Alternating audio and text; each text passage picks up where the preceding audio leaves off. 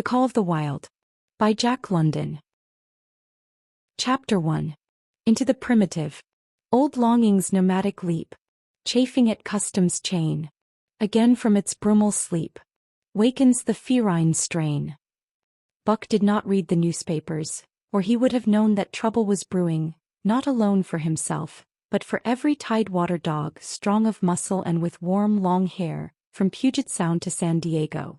Because men groping in the Arctic darkness had found a yellow metal, and because steamship and transportation companies were booming the find, thousands of men were rushing into the Northland. These men wanted dogs, and the dogs they wanted were heavy dogs with strong muscles by which to toil and furry coats to protect them from the frost. Buck lived at a big house in the sun-kissed Santa Clara Valley. Judge Miller's place it was called. It stood back from the road, half hidden among the trees, through which glimpses could be caught of the wide cool veranda that ran around its four sides. The house was approached by graveled driveways which wound about through wide-spreading lawns and under the interlacing boughs of tall poplars. At the rear things were on even a more spacious scale than at the front. There were great stables where a dozen grooms and boys held forth, rows of vine-clad servants' cottages, an endless and orderly array of outhouses, long grape arbors, green pastures, orchards, and berry patches. Then there was the pumping plant for the artesian well, and the big cement tank where Judge Miller's boys took their morning plunge and kept cool in the hot afternoon. And over this great domain Buck ruled. Here he was born, and here he had lived the 4 years of his life. It was true there were other dogs. There could not but be other dogs on so vast a place, but they did not count. They came and went, resided in the populous kennels, or lived obscurely in the recesses of the house after the fashion of Toots, the Japanese pug, or Isabel, the Mexican hairless, strange creatures that rarely put nose out of doors or set foot to ground. On the other hand, there were the fox terriers, a score of them at least, who yelped fearful promises at Toots and Isabel, looking out of the windows at them and protected by a legion of housemaids armed with brooms and mops. But Buck was neither house dog nor kennel dog. The whole realm was his.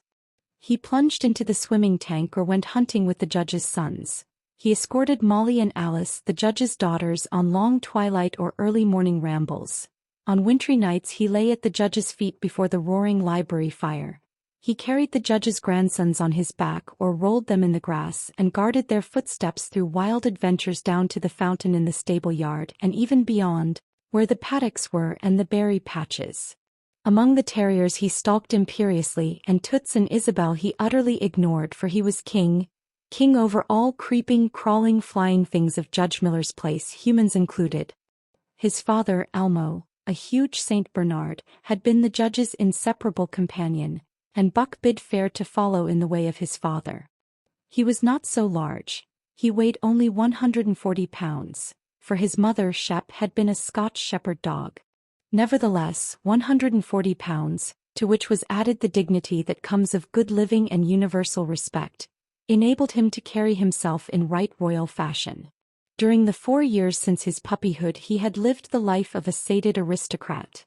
He had a fine pride in himself, was even a trifle egotistical, as country gentlemen sometimes become because of their insular situation. But he had saved himself by not becoming a mere pampered house dog. Hunting and kindred outdoor delights had kept down the fat and hardened his muscles. And to him, as to the cold tubbing races, the love of water had been a tonic and a health preserver.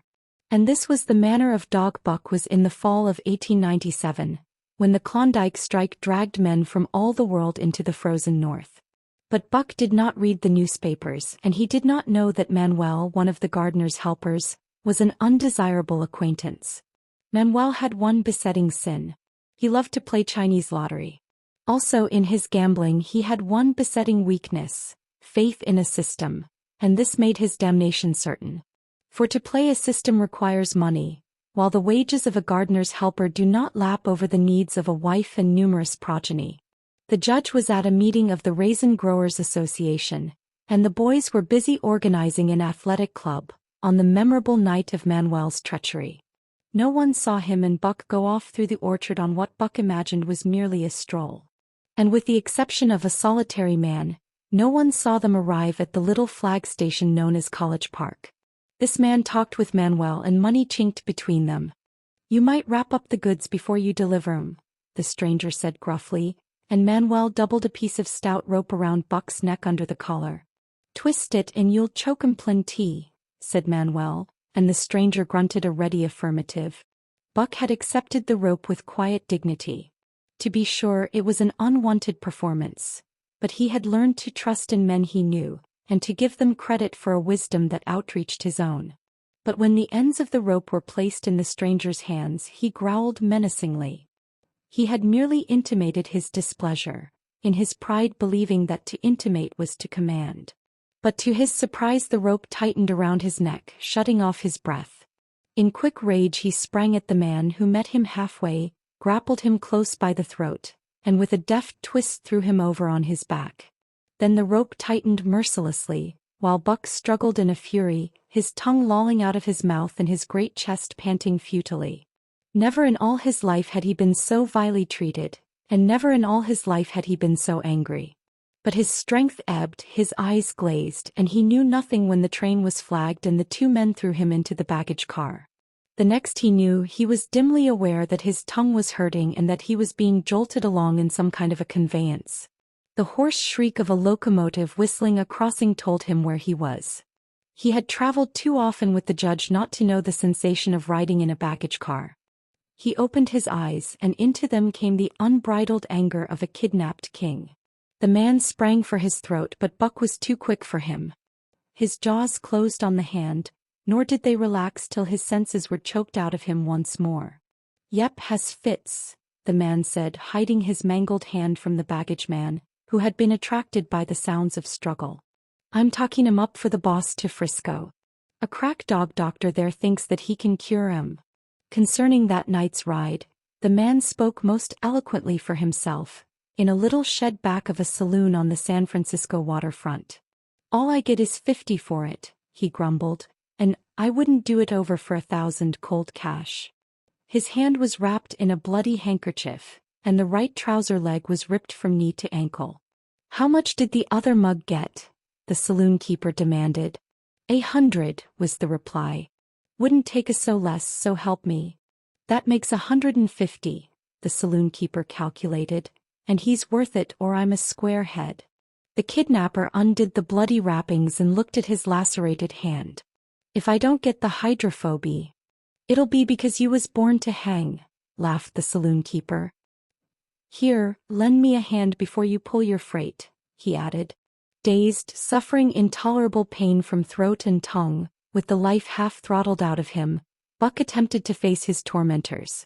But he was thrown down and choked repeatedly, till they succeeded in filing the heavy brass collar from off his neck. Then the rope was removed and he was flung into a cage-like crate. There he lay for the remainder of the weary night, nursing his wrath and wounded pride. He could not understand what it all meant. What did they want with him, these strange men? Why were they keeping him pent up in this narrow crate? He did not know why, but he felt oppressed by the vague sense of impending calamity. Several times during the night he sprang to his feet when the shed door rattled open, expecting to see the judge or the boys at least.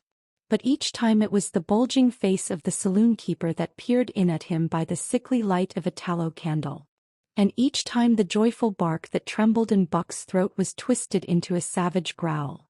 But the saloon keeper let him alone, and in the morning 4 men entered and picked up the crate. More tormentors, Buck decided, for they were evil-looking creatures, ragged and unkempt, and he stormed and raged at them through the bars. They only laughed and poked sticks at him, which he promptly assailed with his teeth till he realized that that was what they wanted. Whereupon he lay down sullenly and allowed the crate to be lifted into a wagon. Then he, and the crate in which he was imprisoned, began a passage through many hands. Clerks in the express office took charge of him. He was carted about in another wagon. A truck carried him with an assortment of boxes and parcels upon a ferry steamer. He was trucked off the steamer into a great railway depot, and finally he was deposited in an express car. For 2 days and nights this express car was dragged along at the tail of shrieking locomotives, and for 2 days and nights Buck neither ate nor drank. In his anger he had met the first advances of the express messengers with growls, and they had retaliated by teasing him. When he flung himself against the bars, quivering and frothing, they laughed at him and taunted him. They growled and barked like detestable dogs, mewed and flapped their arms and crowed. It was all very silly, he knew, but therefore the more outrage to his dignity, and his anger waxed and waxed. He did not mind the hunger so much, but the lack of water caused him severe suffering and fanned his wrath to fever pitch. For that matter, high-strung and finely sensitive, the ill treatment had flung him into a fever, which was fed by the inflammation of his parched and swollen throat and tongue. He was glad for one thing: the rope was off his neck.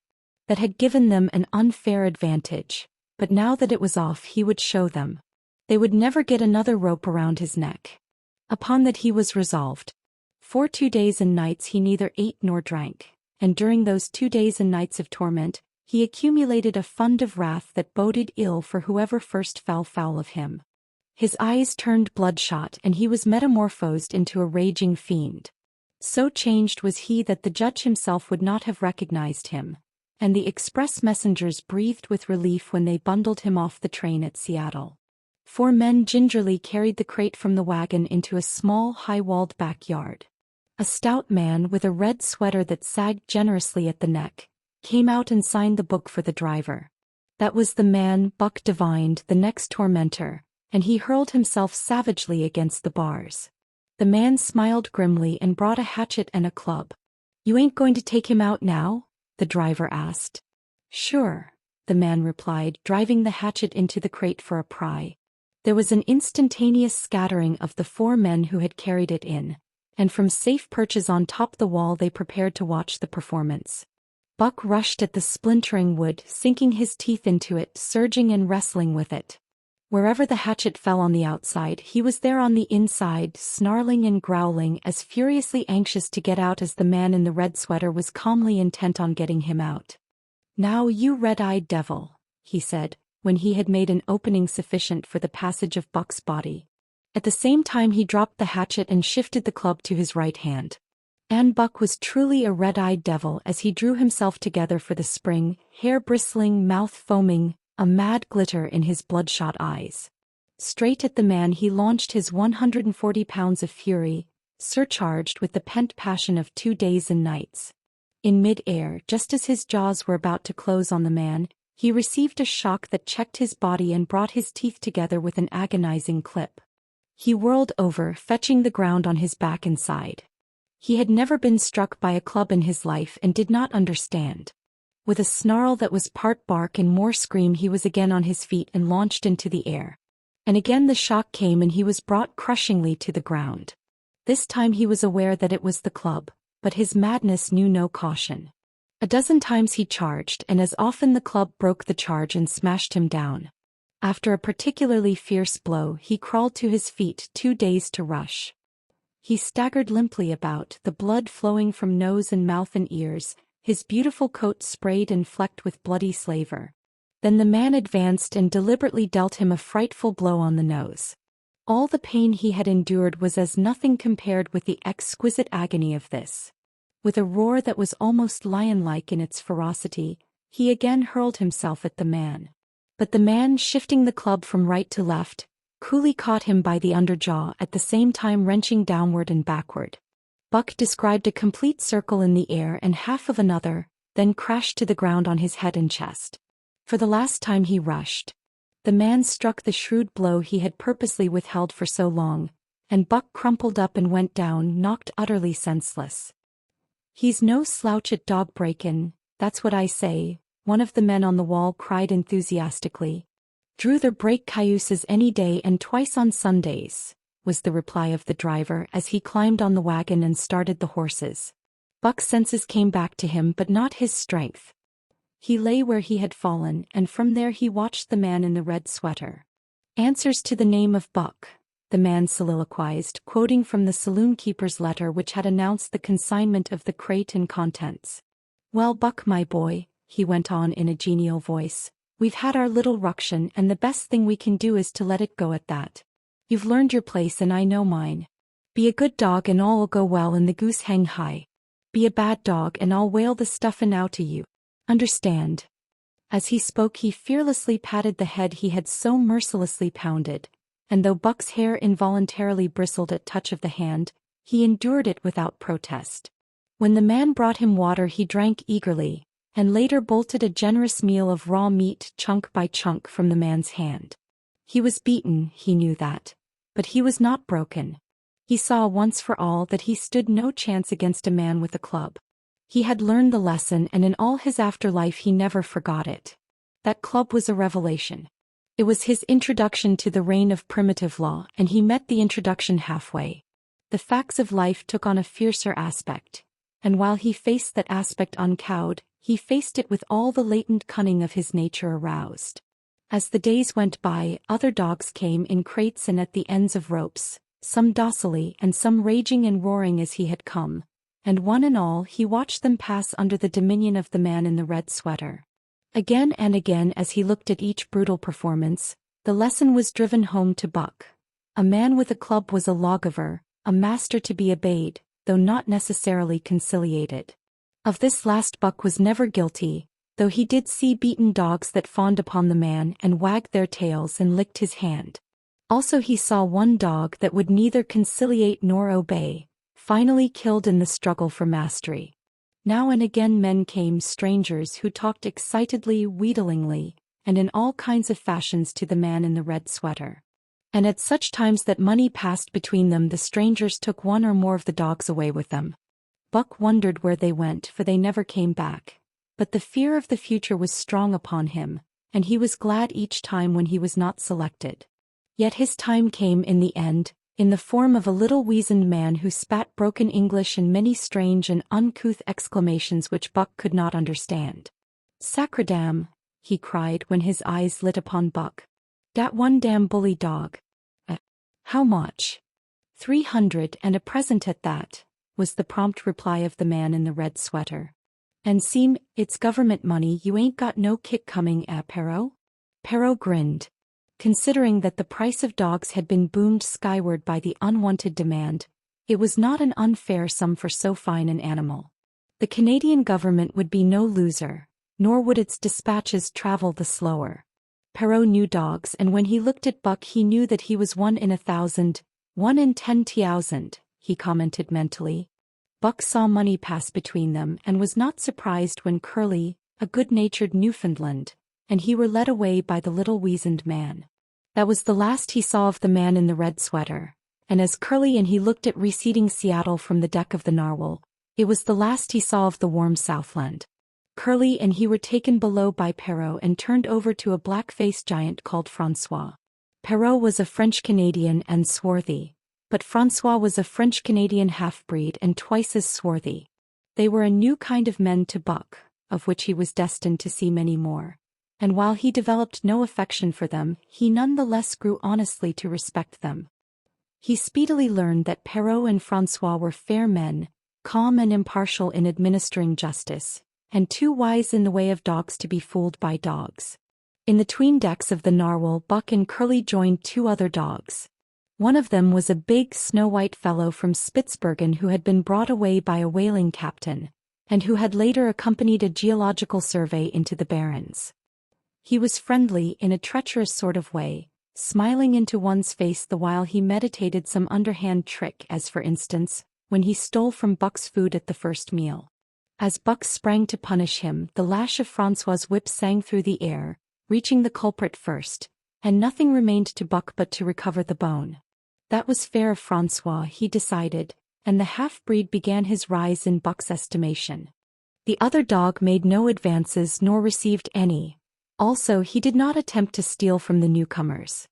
He was a gloomy, morose fellow, and he showed Curly plainly that all he desired was to be left alone, and further, that there would be trouble if he were not left alone. Dave, he was called, and he ate and slept or yawned between times and took interest in nothing, not even when the Narwhal crossed Queen Charlotte Sound and rolled and pitched and bucked like a thing possessed. When Buck and Curly grew excited, half wild with fear, he raised his head as though annoyed, favored them with an incurious glance, yawned and went to sleep again. Day and night the ship throbbed to the tireless pulse of the propeller, and though one day was very like another, it was apparent to Buck that the weather was steadily growing colder. At last, one morning, the propeller was quiet, and the narwhal was pervaded with an atmosphere of excitement. He felt it as did the other dogs and knew that a change was at hand. Francois leashed them and brought them on deck. At the first step upon the cold surface, Buck's feet sank into a white mushy something very like mud. He sprang back with a snort. More of this white stuff was falling through the air. He shook himself, but more of it fell upon him. He sniffed it curiously, then licked some up on his tongue. It bit like fire and the next instant was gone. This puzzled him. He tried it again with the same result. The onlookers laughed uproariously and he felt ashamed, he knew not why, for it was his first snow. Chapter 2. The Law of Club and Fong. Buck's first day on the Dai beach was like a nightmare. Every hour was filled with shock and surprise. He had been suddenly jerked from the heart of civilization and flung into the heart of things primordial.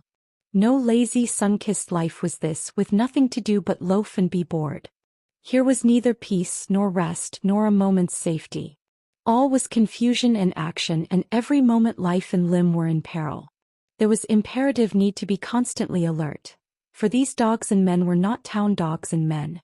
They were savages, all of them, who knew no law but the law of club and fong.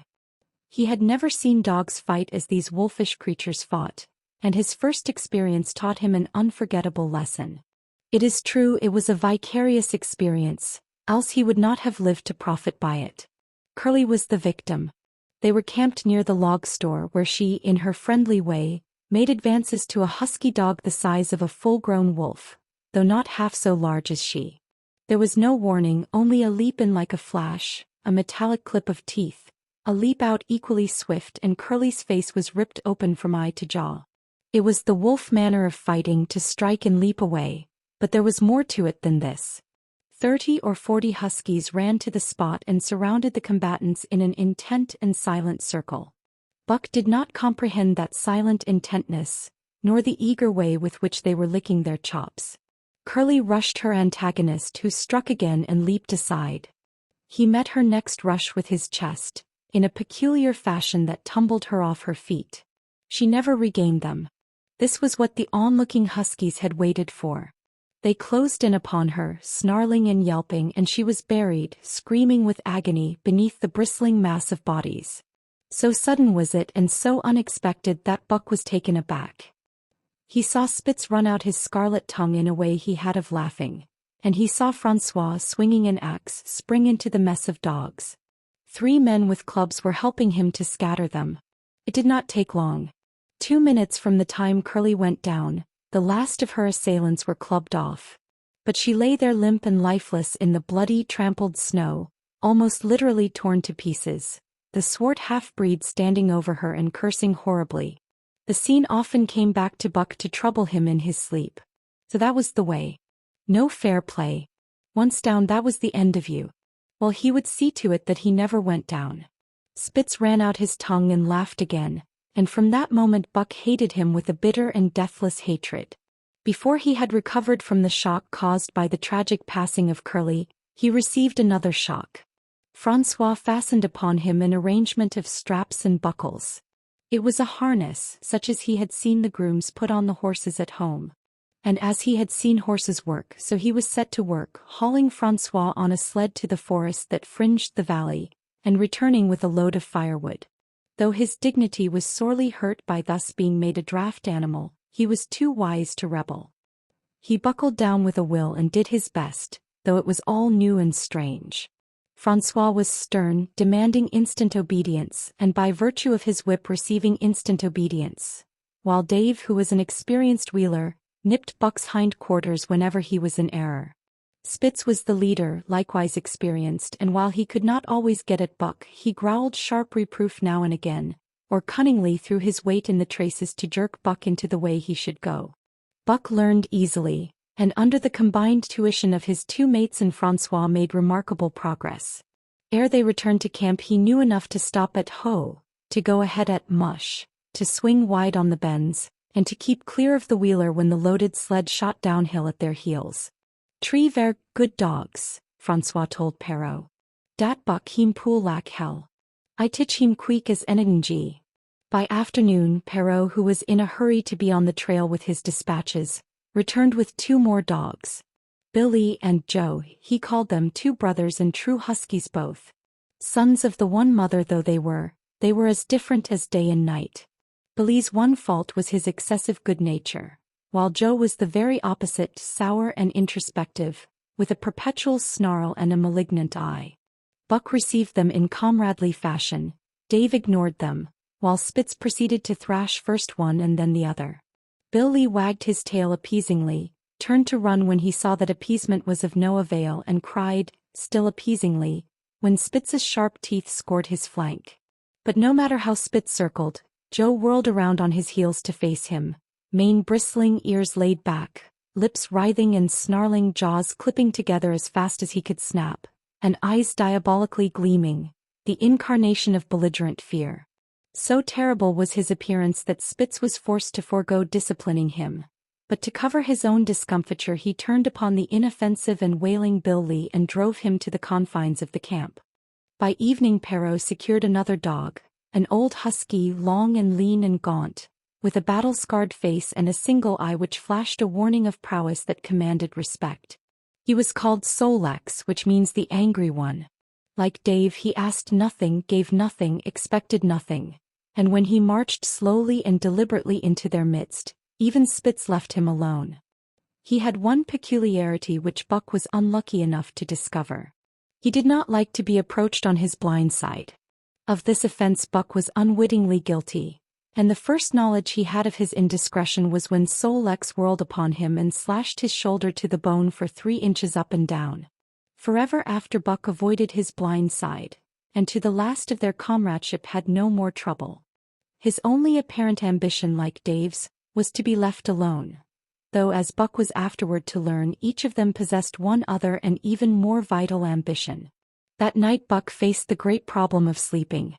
The tent, illumined by a candle, glowed warmly in the midst of the white plain, and when he, as a matter of course, entered it, both Perrault and François bombarded him with curses and cooking utensils, till he recovered from his consternation and fled ignominiously into the outer cold.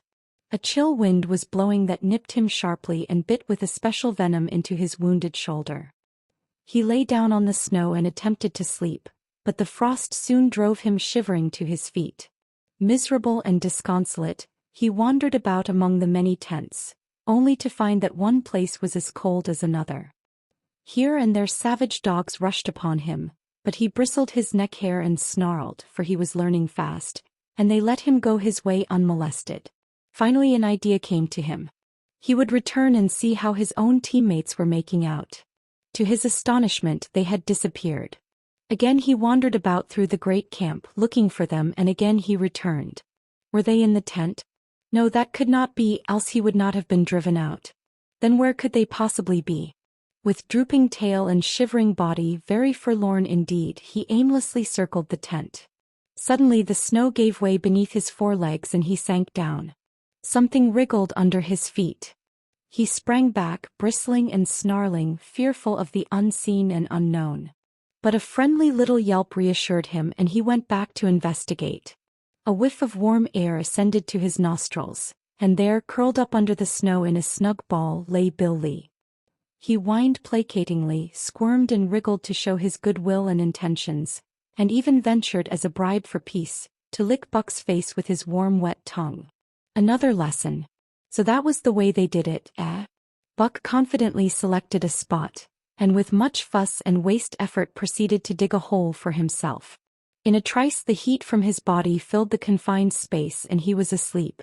The day had been long and arduous and he slept soundly and comfortably, though he growled and barked and wrestled with bad dreams. Nor did he open his eyes till roused by the noises of the waking camp. At first he did not know where he was. It had snowed during the night and he was completely buried. The snow walls pressed him on every side and a great surge of fear swept through him, the fear of the wild thing for the trap. It was a token that he was harking back through his own life to the lives of his forebears. For he was a civilized dog, an unduly civilized dog, and of his own experience knew no trap and so could not of himself fear it. The muscles of his whole body contracted spasmodically and instinctively, the hair on his neck and shoulders stood on end, and with a ferocious snarl he bounded straight up into the blinding day, the snow flying about him in a flashing cloud. Ere he landed on his feet, he saw the white camp spread out before him and knew where he was and remembered all that had passed from the time he went for a stroll with Manuel to the hole he had dug for himself the night before. A shout from Francois hailed his appearance. "What I say," the dog driver cried to Perrault. "Dat Buck for sure learn quick as anything." Perrault nodded gravely. As courier for the Canadian government bearing important dispatches, he was anxious to secure the best dogs, and he was particularly gladdened by the possession of Buck. 3 more huskies were added to the team inside an hour, making a total of 9, and before another quarter of an hour had passed they were in harness and swinging up the trail toward the Dye Canyon. Buck was glad to be gone, and though the work was hard he found he did not particularly despise it. He was surprised at the eagerness which animated the whole team and which was communicated to him, but still more surprising was the change wrought in Dave and Sol-leks. They were new dogs, utterly transformed by the harness. All passiveness and unconcern had dropped from them. They were alert and active, anxious that the work should go well and fiercely irritable with whatever by delay or confusion retarded that work. The toil of the traces seemed the supreme expression of their being, and all that they lived for and the only thing in which they took delight. Dave was wheeler or sled dog, pulling in front of him was Buck, then came Sol-leks. The rest of the team was strung out ahead single file to the leader, which position was filled by Spitz. Buck had been purposely placed between Dave and Sol-leks so that he might receive instruction. Apt scholar that he was, they were equally apt teachers, never allowing him to linger long in error, and enforcing their teaching with their sharp teeth. Dave was fair and very wise. He never nipped Buck without cause and he never failed to nip him when he stood in need of it. As Francois's whip backed him up, Buck found it to be cheaper to mend his ways than to retaliate. Once, during a brief halt when he got tangled in the traces and delayed the start, both Dave and Sol-leks flew at him and administered a sound trouncing. The resulting tangle was even worse, but Buck took good care to keep the traces clear thereafter. And ere the day was done, so well had he mastered his work, his mates about ceased nagging him. Francois's whip snapped less frequently, and Perrault even honored Buck by lifting up his feet and carefully examining them. It was a hard day's run, up the canyon through Sheep Camp, past the scales and the timberline, across glaciers and snowdrifts hundreds of feet deep, and over the Great Chilkoot Divide, which stands between the salt water and the fresh and guards forbiddingly the sad and lonely north. They made good time down the chain of lakes which fills the craters of extinct volcanoes, and late that night pulled into the huge camp at the head of Lake Bennett, where thousands of gold seekers were building boats against the breakup of the ice in the spring. Buck made his hole in the snow and slept the sleep of the exhausted just, but all too early was routed out in the cold darkness and harnessed with his mates to the sled. That day they made 40 miles, the trail being packed, but the next day and for many days to follow they broke their own trail, worked harder and made poorer time. As a rule, Perrault traveled ahead of the team, packing the snow with webbed shoes to make it easier for them. Francois, guiding the sled at the gee-pole, sometimes exchanged places with him but not often. Perrault was in a hurry and he prided himself on his knowledge of ice, which knowledge was indispensable, for the fall ice was very thin, and where there was swift water, there was no ice at all. Day after day for days unending Buck toiled in the traces. Always they broke camp in the dark and the first gray of dawn found them hitting the trail with fresh miles reeled off behind them. And always they pitched camp after dark, eating their bit of fish and crawling to sleep into the snow. Buck was ravenous. The pound and a half of sun-dried salmon which was his ration for each day seemed to go nowhere. He never had enough and suffered from perpetual hunger pangs. Yet the other dogs, because they weighed less and were born to the life, received a pound only of the fish and managed to keep in good condition. He swiftly lost the fastidiousness which had characterized his old life. A dainty eater, he found that his mates, finishing first, robbed him of his unfinished ration. There was no defending it. While he was fighting off 2 or 3, it was disappearing down the throats of the others. To remedy this, he ate as fast as they, and so greatly did hunger compel him, he was not above taking what did not belong to him. He watched and learned. When he saw Pike, one of the new dogs, a clever malingerer and thief, slyly steal a slice of bacon when Perrault's back was turned. He duplicated the performance the following day, getting away with the whole chunk. A great uproar was raised, but he was unsuspected, while Dub, an awkward blunderer who was always getting caught, was punished for Buck's misdeed. This first theft marked Buck as fit to survive in the hostile Northland environment. It marked his adaptability, his capacity to adjust himself to changing conditions, the lack of which would have meant swift and terrible death. It marked, further, the decay or going to pieces of his moral nature, a vain thing and a handicap in the ruthless struggle for existence. It was all well enough in the Southland, under the law of love and fellowship, to respect private property and personal feelings. But in the Northland, under the law of club and fong, whoso took such things into account was a fool, and in so far as he observed them he would fail to prosper. Not that Buck reasoned it out. He was fit, that was all, and unconsciously he accommodated himself to the new mode of life. All his days, no matter what the odds, he had never run from a fight. But the club of the man in the red sweater had beaten into him a more fundamental and primitive code. Civilized, he could have died for a moral consideration, say the defense of Judge Miller's riding whip. But the completeness of his decivilization was now evidenced by his ability to flee from the defense of a moral consideration and so save his hide. He did not steal for joy of it, but because of the clamor of his stomach. He did not rob openly, but stole secretly and cunningly out of respect for club and fong. In short, the things he did were done because it was easier to do them than not to do them. His development, or retrogression, was rapid. His muscles became hard as iron and he grew callous to all ordinary pain. He achieved an internal as well as external economy. He could eat anything, no matter how loathsome or indigestible, and once eaten, the juices of his stomach extracted the least particle of nutriment, and his blood carried it to the farthest reaches of his body, building it into the toughest and stoutest of tissues. Sight and scent became remarkably keen, while his hearing developed such acuteness that in his sleep he heard the faintest sound and knew whether it heralded peace or peril. He learned to bite the ice out with his teeth when it collected between his toes, and when he was thirsty and there was a thick scum of ice over the waterhole, he would break it by rearing and striking it with stiff forelegs. His most conspicuous trait was an ability to scent the wind and forecast it a night in advance. No matter how breathless the air when he dug his nest by tree or bank, the wind that later blew inevitably found him to leeward, sheltered and snug. And not only did he learn by experience, but instincts long dead became alive again. The domesticated generations fell from him. In vague ways he remembered back to the youth of the breed, to the time the wild dogs ranged in packs through the primeval forest and killed their meat as they ran it down. It was no task for him to learn to fight with cut and slash and the quick wolf snap. In this manner had fought forgotten ancestors. They quickened the old life within him, and the old tricks which they had stamped into the heredity of the breed were his tricks. They came to him without effort or discovery, as though they had been his always. And when, on the still cold nights, he pointed his nose at a star and howled long and wolf-like, it was his ancestors, dead and dust, pointing nose at star and howling down through the centuries and through him. And his cadences were their cadences, the cadences which voiced their woe and what to them was the meaning of the stiffness and the cold and dark. Thus, as token of what a puppet thing life is, the ancient song surged through him and he came into his own again.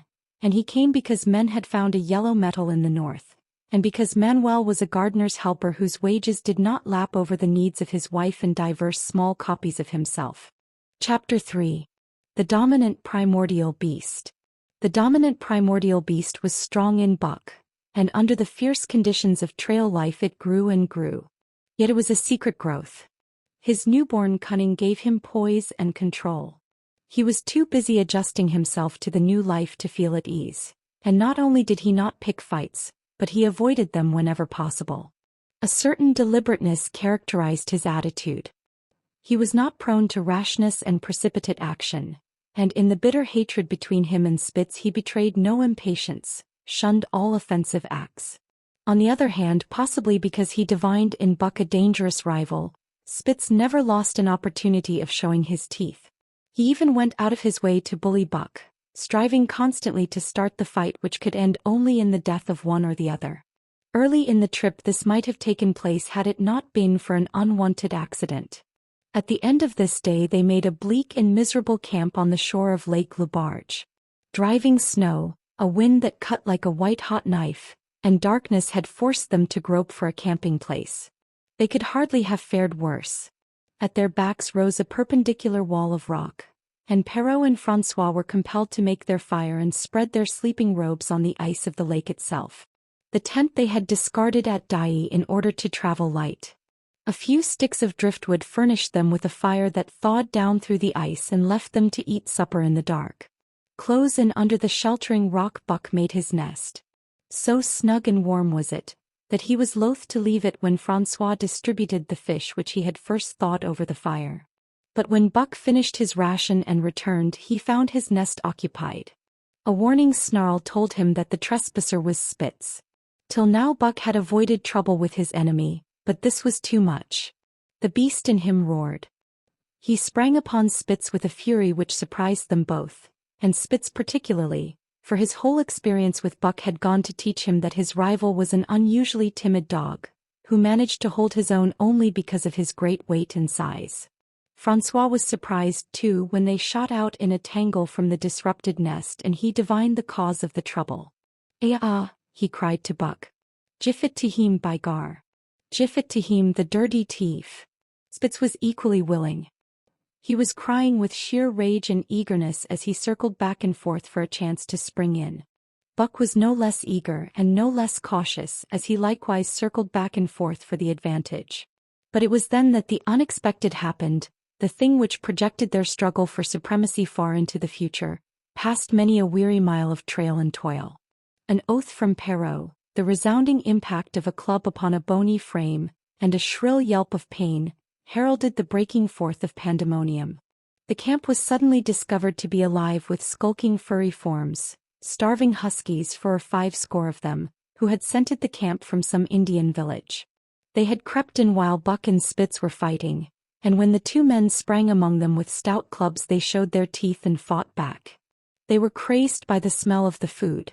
Perrault found one with head buried in the grub box. His club landed heavily on the gaunt ribs and the grub box was capsized on the ground. On the instant a score of the famished brutes were scrambling for the bread and bacon. The clubs fell upon them unheeded. They yelped and howled under the rain of blows, but struggled none the less madly till the last crumb had been devoured. In the meantime the astonished team dogs had burst out of their nests only to be set upon by the fierce invaders. Never had Buck seen such dogs. It seemed as though their bones would burst through their skins.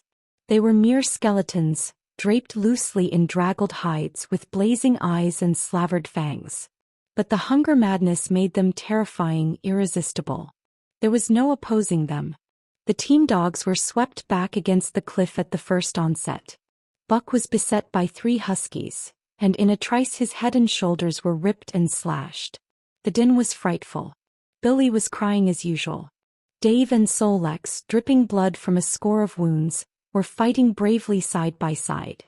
Joe was snapping like a demon. Once his teeth closed on the foreleg of a husky and he crunched down through the bone. Pike, the malinger, leaped upon the crippled animal, breaking its neck with a quick flash of teeth and a jerk. Buck got a frothing adversary by the throat, and was sprayed with blood when his teeth sank through the jugular. The warm taste of it in his mouth goaded him to greater fierceness. He flung himself upon another, and at the same time felt teeth sink into his own throat. It was Spitz treacherously attacking from the side. Perrault and François, having cleaned out their part of the camp, hurried to save their sled dogs. The wild wave of famished beasts rolled back before them and Buck shook himself free. But it was only for a moment.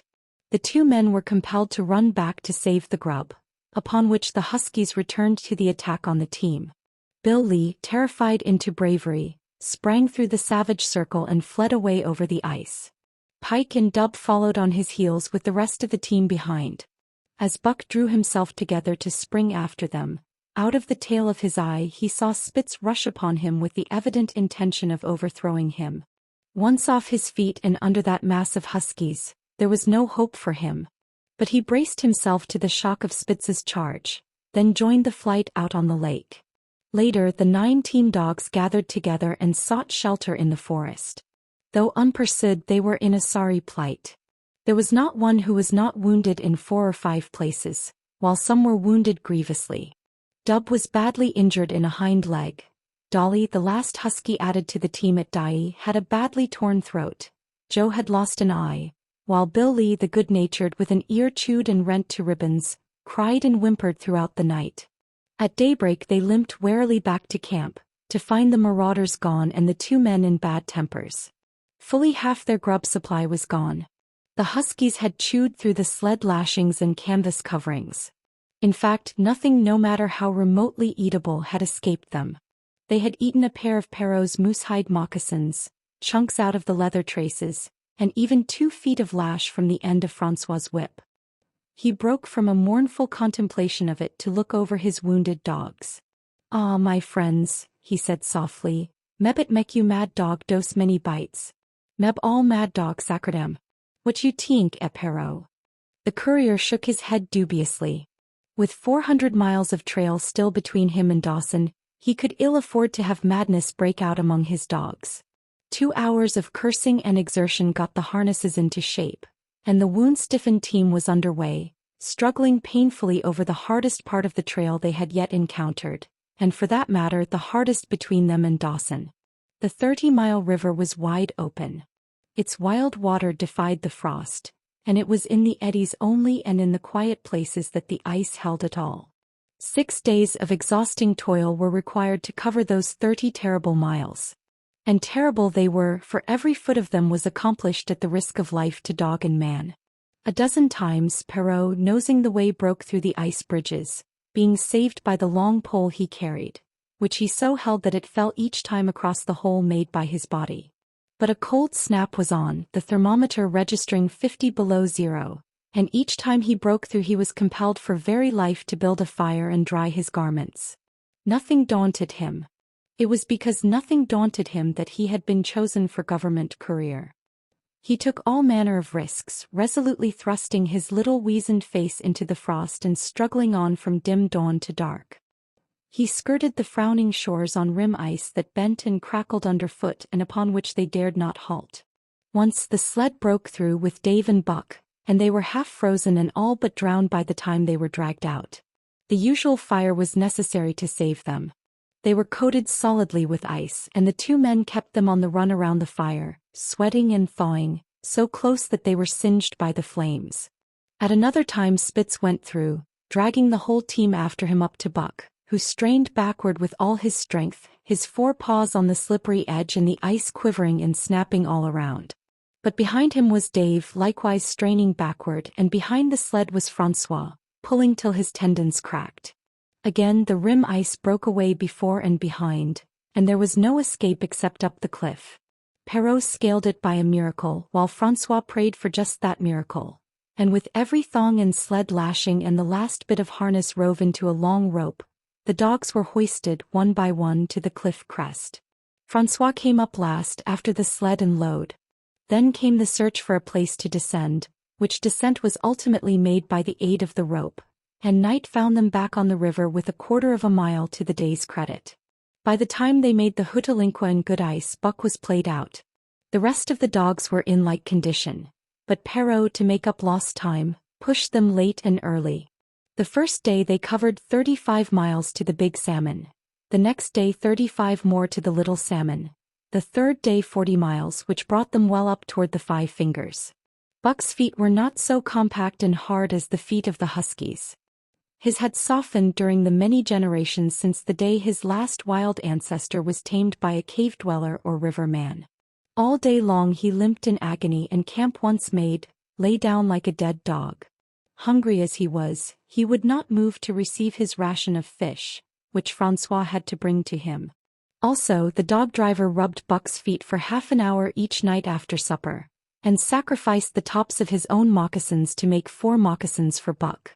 This was a great relief, and Buck caused even the weazened face of Perrault to twist itself into a grin one morning, when Francois forgot the moccasins and Buck lay on his back, his 4 feet waving appealingly in the air, and refused to budge without them. Later his feet grew hard to the trail and the worn-out footgear was thrown away. At the Pelly one morning as they were harnessing up, Dolly, who had never been conspicuous for anything, went suddenly mad. She announced her condition by a long, heartbreaking wolf howl that sent every dog bristling with fear, then sprang straight for Buck. He had never seen a dog go mad, nor did he have any reason to fear madness. Yet he knew that here was horror and fled away from it in a panic. Straight away he raced, with Dolly panting and frothing one leap behind, nor could she gain on him, so great was his terror, nor could he leave her, so great was her madness. He plunged through the wooded breast of the island, flew down to the lower end, crossed a back channel filled with rough ice to another island, gained a third island, curved back to the main river, and in desperation started to cross it. And all the time, though he did not look, he could hear her snarling just one leap behind. Francois called to him a quarter of a mile away, and he doubled back, still one leap ahead, gasping painfully for air and putting all his faith in that Francois would save him. The dog driver held the axe poised in his hand, and as Buck shot past him the axe crashed down upon Mad Dolly's head. Buck staggered over against the sled, exhausted, sobbing for breath, helpless. This was Spitz's opportunity. He sprang upon Buck, and twice his teeth sank into his unresisting foe and ripped and tore the flesh to the bone. Then Francois's lash descended, and Buck had the satisfaction of watching Spitz receive the worst whipping as yet administered to any of the teams. "One devil dat Spitz," remarked Perrault. "Some damn day him kill dat Buck." "Dat Buck two devils," was Francois's rejoinder. "All de tam I watch dat Buck I know for sure. Listen, some damn fine day him get mad lak Helen, den him chew dat Spitz all up and spit him out on de snow." "Sure. I know." From then on it was war between them. Spitz, as lead dog and acknowledged master of the team, felt his supremacy threatened by this strange Southland dog. And strange Buck was to him, for of the many Southland dogs he had known, not one had shown up worthily in camp and on trail. They were all too soft, dying under the toil, the frost and starvation. Buck was the exception. He alone endured and prospered, matching the husky in strength, savagery and cunning. Then he was a masterful dog, and what made him dangerous was the fact that the club of the man in the red sweater had knocked all blind pluck and rashness out of his desire for mastery. He was preeminently cunning, and could bide his time with a patience that was nothing less than primitive. It was inevitable that the clash for leadership should come. Buck wanted it. He wanted it because it was his nature, because he had been gripped tight by that nameless, incomprehensible pride of the trail and trace. That pride which holds dogs in the toil to the last gasp, which lures them to die joyfully in the harness, and breaks their hearts if they are cut out of the harness. This was the pride of Dave as wheel dog, of Sol-leks as he pulled with all his strength, the pride that laid hold of them at break of camp, transforming them from sour and sullen brutes into straining, eager, ambitious creatures. The pride that spurred them on all day and dropped them at pitch of camp at night, letting them fall back into gloomy unrest and uncontent. This was the pride that bore up Spitz and made him thrash the sled dogs who blundered and shirked in the traces or hid away at harness-up time in the morning. Likewise it was this pride that made him fear Buck as a possible lead dog. And this was Buck's pride too. He openly threatened the other's leadership. He came between him and the shirks he should have punished. And he did it deliberately. One night there was a heavy snowfall, and in the morning Pike, the malingerer, did not appear. He was securely hidden in his nest under a foot of snow. Francois called him and sought him in vain. Spitz was wild with wrath. He raged through the camp, smelling and digging in every likely place, snarling so frightfully that Pike heard and shivered in his hiding place. But when he was at last unearthed and Spitz flew at him to punish him, Buck flew with equal rage in between. So unexpected was it and so shrewdly managed that Spitz was hurled backward and off his feet. Pike, who had been trembling abjectly, took heart at this open mutiny, and sprang upon his overthrown leader. Buck, to whom fair play was a forgotten code, likewise sprang upon Spitz. But Francois, chuckling at the incident while unswerving in the administration of justice, brought his lash down upon Buck with all his might. This failed to drive Buck from his prostrate rival, and the butt of the whip was brought into play. Half stunned by the blow, Buck was knocked backward and the lash laid upon him again and again, while Spitz soundly punished the many times offending Pike. In the days that followed, as Dawson grew closer and closer, Buck still continued to interfere between Spitz and the culprits. But he did it craftily when Francois was not around. With the covert mutiny of Buck, a general insubordination sprang up and increased. Dave and Solex were unaffected, but the rest of the team went from bad to worse. Things no longer went right. There was continual bickering and jangling. Trouble was always afoot, and at the bottom of it was Buck. He kept Francois busy, for the dog driver was in constant apprehension of the life and death struggle between the two, which he knew must take place sooner or later. And on more than one night the sounds of quarreling and strife among the other dogs turned him out of his sleeping robe, fearful that Buck and Spitz were at it. But the opportunity did not present itself, and they pulled into Dawson one dreary afternoon with the great fight still to come. Here were many men and countless dogs, and Buck found them all at work. It seemed the ordained order of things that dogs should work. All day they swung up and down the main street in long teams, and in the night their jingling bells still went by. They hauled cabin logs and firewood, freighted up to the mines, and did all manner of work that horses did in the Santa Clara Valley. Here and there Buck met Southland dogs, but in the main they were the wild wolf husky breed. Every night, regularly at 9, at 12, at 3, they lifted a nocturnal song, a weird and eerie chant, in which it was Buck's delight to join. With the aurora borealis flaming coldly overhead, or the stars leaping in the frost dance, and the land numb and frozen under its pall of snow, this song of the huskies might have been the defiance of life, only it was pitched in minor key with long-drawn wailings and half-sobs, and was more the pleading of life, the articulate travail of existence. It was an old song, old as the breed itself, one of the first songs of the younger world in a day when songs were sad. It was invested with the woe of unnumbered generations, this plaint by which Buck was so strangely stirred. When he moaned and sobbed, it was with the pain of living that was of old the pain of his wild fathers, and the fear and mystery of the cold and dark that was to them fear and mystery. And that he should be stirred by it marked the completeness with which he harked back through the ages of fire and roof to the raw beginnings of life in the howling ages. 7 days from the time they pulled into Dawson, they dropped down the steep bank by the barracks to the Yukon Trail, and pulled for Dyea and salt water. Perrault was carrying dispatches, if anything more urgent than those he had brought in. Also, the travel pride had gripped him, and he purposed to make the record trip of the year. Several things favored him in this. The week's rest had recuperated the dogs and put them in thorough trim. The trail they had broken into the country was packed hard by later journeyers. And further, the police had arranged in 2 or 3 places deposits of grub for dog and man, and he was traveling light. They made 60 Mile, which is a 50-mile run, on the first day, and the second day saw them booming up the Yukon well on their way to Pelly. But such splendid running was achieved not without great trouble and vexation on the part of Francois. The insidious revolt led by Buck had destroyed the solidarity of the team. It no longer was as one dog leaping in the traces. The encouragement Buck gave the rebels led them into all kinds of petty misdemeanors. No more was Spitz a leader greatly to be feared. The old awe departed, and they grew equal to challenging his authority. Pike robbed him of half a fish one night and gulped it down under the protection of Buck. Another night Dub and Joe fought Spitz and made him forego the punishment they deserved. And even Bill Lee the good-natured was less good-natured, and whined not half so placatingly as in former days. Buck never came near Spitz without snarling and bristling menacingly. In fact, his conduct approached that of a bully, and he was given to swaggering up and down before Spitz's very nose. The breaking down of discipline likewise affected the dogs in their relations with one another. They quarreled and bickered more than ever among themselves, till at times the camp was a howling bedlam.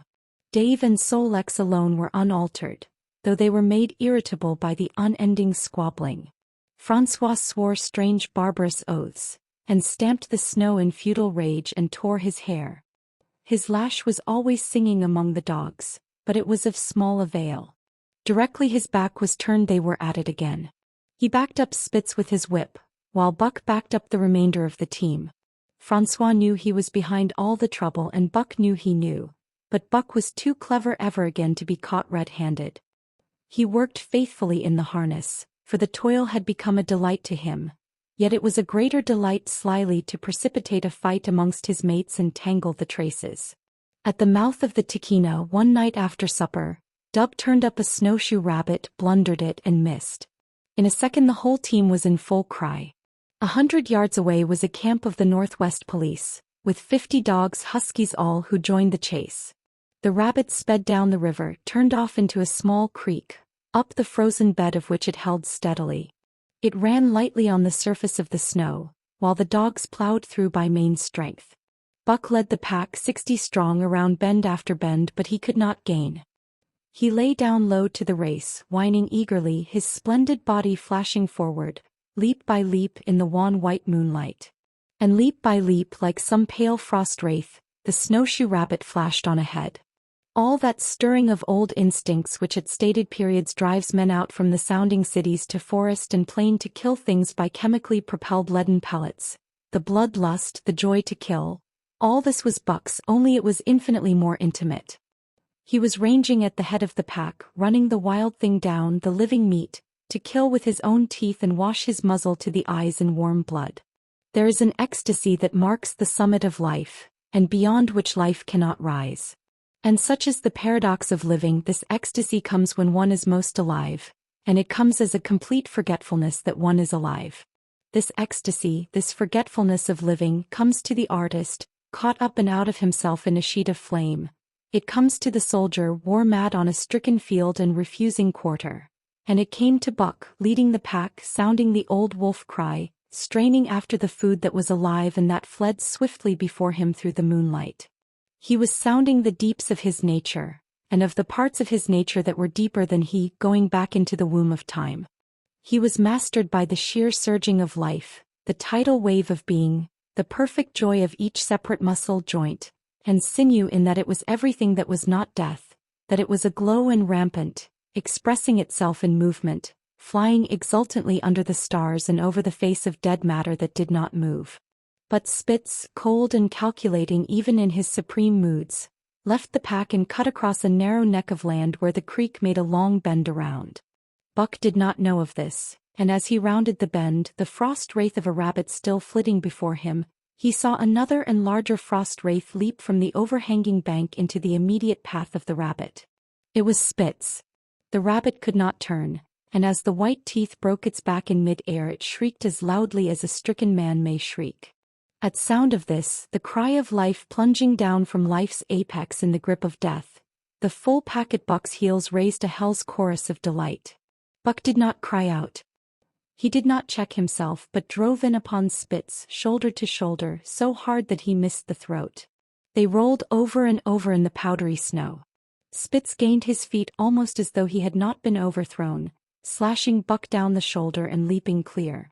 Twice his teeth clipped together like the steel jaws of a trap as he backed away for better footing, with lean and lifting lips that writhed and snarled. In a flash Buck knew it. The time had come.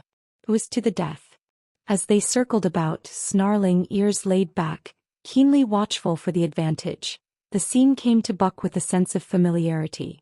He seemed to remember it all, the white woods and earth and moonlight and the thrill of battle. Over the whiteness and silence brooded a ghostly calm. There was not the faintest whisper of air.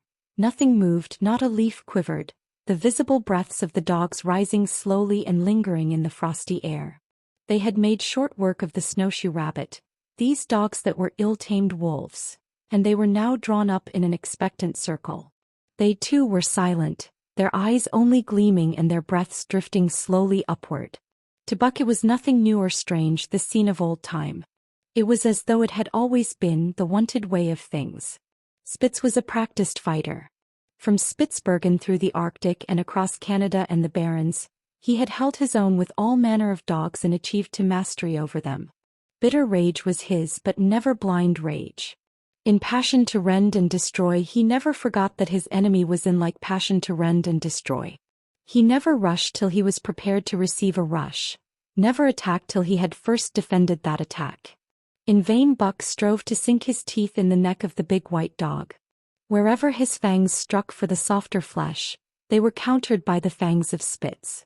Fang clashed fang and lips were cut and bleeding, but Buck could not penetrate his enemy's guard. Then he warmed up and enveloped Spitz in a whirlwind of rushes. Time and time again he tried for the snow-white throat, where life bubbled near to the surface, and each time and every time Spitz slashed him and got away. Then Buck took to rushing as though for the throat, when suddenly drawing back his head and curving in from the side, he would drive his shoulder at the shoulder of Spitz, as a ram by which to overthrow him. But instead Buck's shoulder was slashed down each time as Spitz leaped lightly away. Spitz was untouched while Buck was streaming with blood and panting hard. The fight was growing desperate. And all the while the silent and wolfish circle waited to finish off whichever dog went down. As Buck grew winded, Spitz took to rushing and he kept him staggering for footing. Once Buck went over and the whole circle of 60 dogs started up. But he recovered himself almost in mid-air and the circle sank down again and waited. But Buck possessed a quality that made for greatness: imagination. He fought by instinct, but he could fight by head as well. He rushed as though attempting the old shoulder trick, but at the last instant swept low to the snow and in. His teeth closed on Spitz's left foreleg. There was a crunch of breaking bone and the white dog faced him on 3 legs. Thrice he tried to knock him over, then repeated the trick and broke the right foreleg. Despite the pain and helplessness, Spitz struggled madly to keep up. He saw the silent circle with gleaming eyes, lolling tongues and silvery breaths drifting upward, closing in upon him as he had seen similar circles close in upon beaten antagonists in the past. Only this time he was the one who was beaten. There was no hope for him. Buck was inexorable. Mercy was a thing reserved for gentler climes. He maneuvered for the final rush. The circle had tightened till he could feel the breaths of the huskies on his flanks. He could see them beyond Spitz and to either side, half crouching for the spring, their eyes fixed upon him. A pause seemed to fall. Every animal was motionless as though turned to stone. Only Spitz quivered and bristled as he staggered back and forth, snarling with horrible menace as though to frighten off impending death. Then Buck sprang in and out, but while he was in, shoulder had at last squarely met shoulder. The dark circle became a dot on the moon-flooded snow as Spitz disappeared from view. Buck stood and looked on, the successful champion, the dominant primordial beast who had made his kill and found it good. Chapter 4. Who has won to mastership? What I say? I speak true and I say dat Buck 2 devils. This was Francois's speech next morning when he discovered Spitz missing and Buck covered with wounds. He drew him to the fire and by its light pointed them out. Dat Spitz fight like hell, said Perrault as he surveyed the gaping rips and cuts. And dat Buck fight like 2 hells, was Francois's answer. And now we make good time. No more Spitz, no more trouble sure. While Perrault packed the camp outfit and loaded the sled, the dog driver proceeded to harness the dogs. Buck trotted up to the place Spitz would have occupied as leader, but Francois, not noticing him, brought Solex to the coveted position. In his judgment, Solex was the best lead dog left. Buck sprang upon Solex in a fury, driving him back and standing in his place. Francois cried, slapping his thighs gleefully. Look at dat Buck. Him kill dat Spitz, him tink to take de job. Go way, Chook, he cried, but Buck refused to budge. He took Buck by the scruff of the neck and though the dog growled threateningly, dragged him to one side and replaced Solex. The old dog did not like it and showed plainly that he was afraid of Buck. Francois was obdurate, but when he turned his back Buck again displaced Solex, who was not at all unwilling to go. Francois was angry. Now by gar I feeks you, he cried, coming back with a heavy club in his hand. Buck remembered the man in the red sweater and retreated slowly, nor did he attempt to charge in when Solex was once more brought forward. But he circled just beyond the range of the club, snarling with bitterness and rage, and while he circled he watched the club so as to dodge it if thrown by Francois, for he was become wise in the way of clubs. The driver went about his work and he called to Buck when he was ready to put him in his old place in front of Dave. Buck retreated 2 or 3 steps. Francois followed him up, whereupon he again retreated. After some time of this, Francois threw down the club, thinking that Buck feared a thrashing. But Buck was in open revolt. He wanted not to escape a clubbing but to have the leadership. It was his by right. He had earned it and he would not be content with less. Perrault took a hand. Between them they ran him about for the better part of an hour. They threw clubs at him. He dodged. They cursed him and his fathers and mothers before him, and all his seed to come after him down to the remotest generation, and every hair on his body and drop of blood in his veins. And he answered curse with snarl and kept out of their reach. He did not try to run away but retreated around and around the camp, advertising plainly that when his desire was met, he would come in and be good. François sat down and scratched his head. Perrault looked at his watch and swore. Time was flying and they should have been on the trail an hour gone. François scratched his head again. He shook it and grinned sheepishly at the courier, who shrugged his shoulders in sign that they were beaten. Then François went up to where Sol-leks stood and called to Buck. Buck laughed as dogs laugh yet kept his distance. François unfastened Sol-leks's traces and put him back in his old place. The team stood harnessed to the sled in an unbroken line, ready for the trail. There was no place for Buck save at the front. Once more François called and once more Buck laughed and kept away. "Throw down de club," Perrault commanded. François complied, whereupon Buck trotted in laughing triumphantly and swung around into position at the head of the team. His traces were fastened, the sled broken out, and with both men running they dashed out onto the river trail. Highly as the dog driver had forevalued Buck with his 2 devils, he found, while the day was yet young, that he had undervalued. At a bound Buck took up the duties of leadership, and where judgment was required and quick thinking and quick acting, he showed himself the superior even of Spitz, of whom François had never seen an equal. But it was in giving the law and making his mates live up to it that Buck excelled. Dave and Sol-leks did not mind the change in leadership. It was none of their business. Their business was to toil and toil mightily in the traces. So long as that were not interfered with, they did not care what happened. Billy the good-natured could lead for all they cared so long as he kept order. The rest of the team, however, had grown unruly during the last days of Spitz, and their surprise was great now that Buck proceeded to lick them into shape. Pike, who pulled at Buck's heels and who never put an ounce more of his weight against the breastband than he was compelled to do, was swiftly and repeatedly shaken for loafing, and ere the first day was done he was pulling more than ever before in his life. The first night in camp Joe the sour one was punished roundly, a thing that Spitz had never succeeded in doing. Buck simply smothered him by virtue of superior weight, and cut him up till he ceased snapping and began to whine for mercy. The general tone of the team picked up immediately. It recovered its old-time solidarity, and once more the dogs leaped as one dog in the traces. At the Rink Rapids 2 native huskies, Teek and Kuna, were added, and the celerity with which Buck broke them and took away François' breath. "Never such a dog as dat Buck," he cried. "No, never. He'm worth 1,000 by gar. What you say, Perrault?" And Perrault nodded. He was ahead of the record then and gaining day by day. The trail was in excellent condition, well packed and hard, and there was no new fallen snow with which to contend. It was not too cold.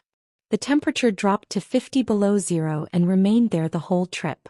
The men rode and ran by turn and the dogs were kept on the jump with but infrequent stoppages. The 30-mile river was comparatively coated with ice, and they covered in one day going out what had taken them 10 days coming in. In one run they made a 60-mile dash from the foot of Lake Lubarge to the White Horse Rapids. Across Marsh, Tagish and Bennett, 70 miles of lakes, they flew so fast that the man whose turn it was to run towed behind the sled at the end of a rope. And on the last night of the second week they topped White Pass and dropped down the sea slope with the lights of Skagway and of the shipping at their feet. It was a record run. Each day for 14 days they had averaged 40 miles. For 3 days Perrault and François threw chests up and down the main street of Skagway and were deluged with invitations to drink, while the team was the constant center of a worshipful crowd of dogbusters and mushers.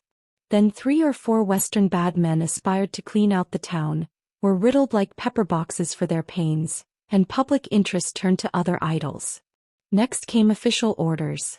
François called Buck to him, threw his arms around him, wept over him. And that was the last of François and Perrault. Like other men they passed out of Buck's life for good. Chapter 4. Who has won to mastership? What I say? I speak true W and I say dat Buck 2 devils. This was Francois's speech next morning when he discovered Spitz missing and Buck covered with wounds. He drew him to the fire and by its light pointed them out. "Dat Spitz fight like hell," said Perrault as he surveyed the gaping rips and cuts. "And dat Buck fight like two hells," was Francois's answer. "And now we make good time. No more Spitz, no more trouble sure." While Perrault packed the camp outfit and loaded the sled, the dog driver proceeded to harness the dogs. Buck trotted up to the place Spitz would have occupied as leader, but Francois, not noticing him, brought Solex to the coveted position. In his judgment, Solex was the best lead dog left.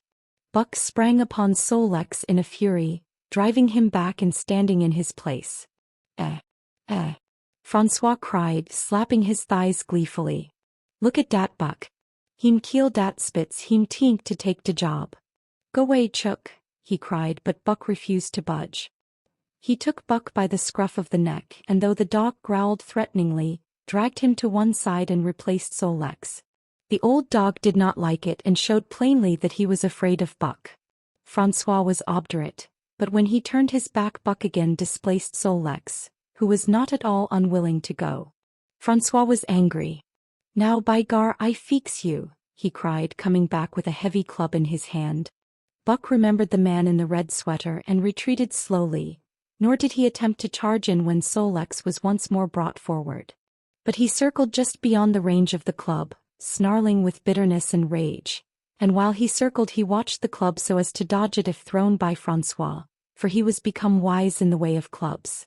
The driver went about his work and he called to Buck when he was ready to put him in his old place in front of Dave. Buck retreated 2 or 3 steps. Francois followed him up, whereupon he again retreated. After some time of this, Francois threw down the club, thinking that Buck feared a thrashing. But Buck was in open revolt.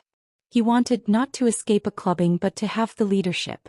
It was his by right. He had earned it and he would not be content with less. Perrault took a hand. Between them they ran him about for the better part of an hour. They threw clubs at him. He dodged. They cursed him and his fathers and mothers before him, and all his seed to come after him down to the remotest generation, and every hair on his body and drop of blood in his veins, and he answered curse with snarl and kept out of their reach.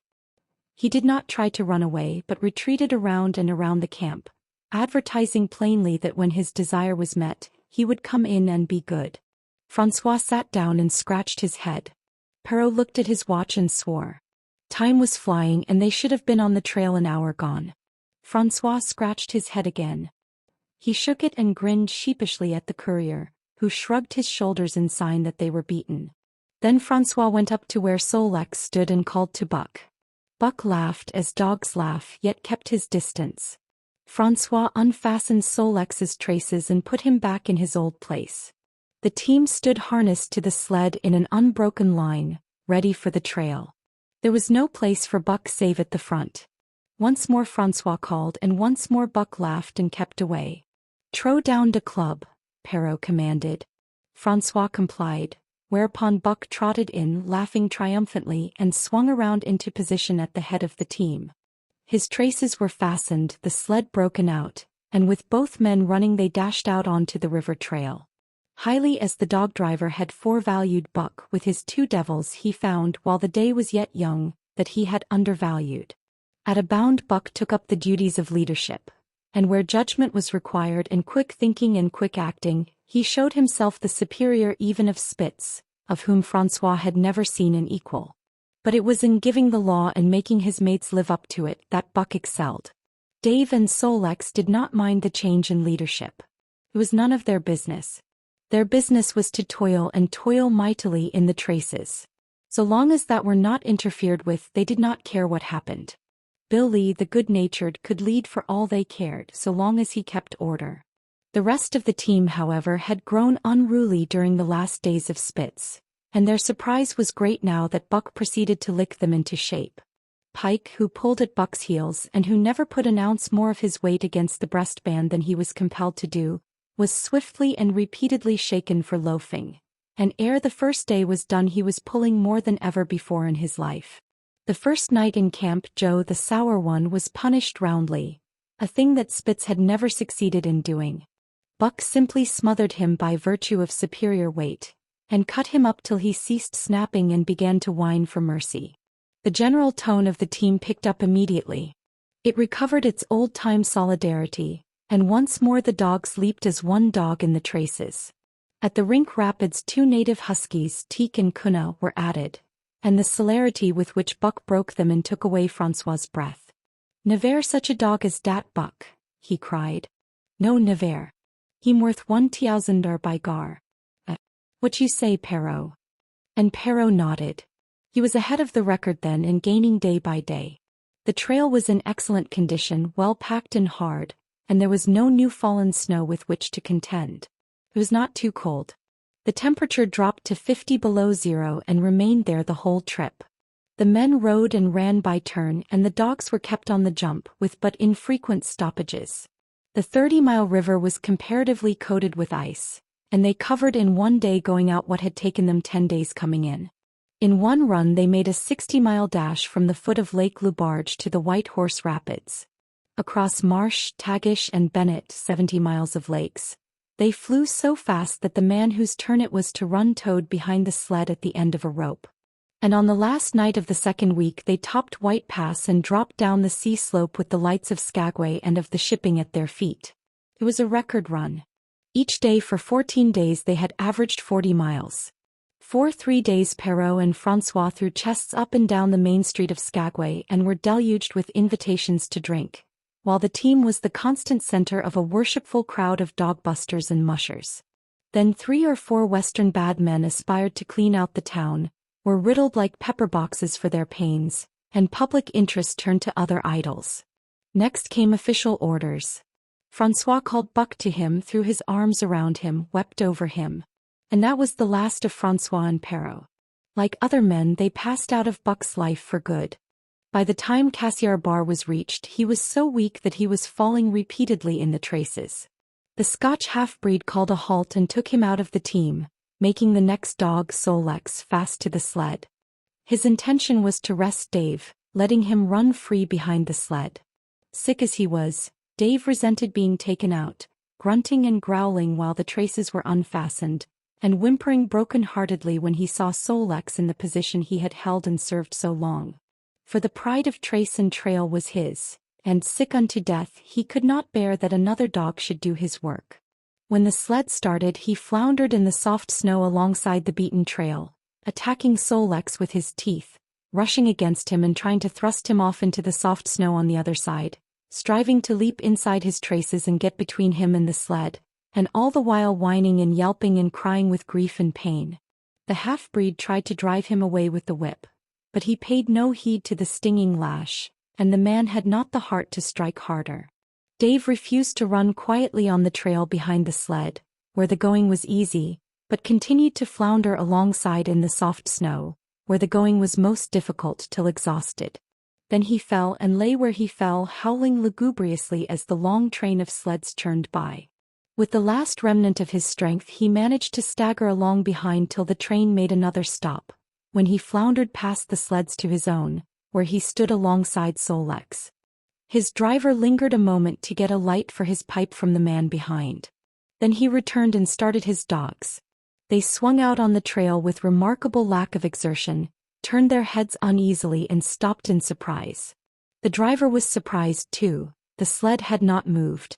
He called his comrades to witness the sight. Dave had bitten through both of Solex's traces, and was standing directly in front of the sled in his proper place. He pleaded with his eyes to remain there. The driver was perplexed.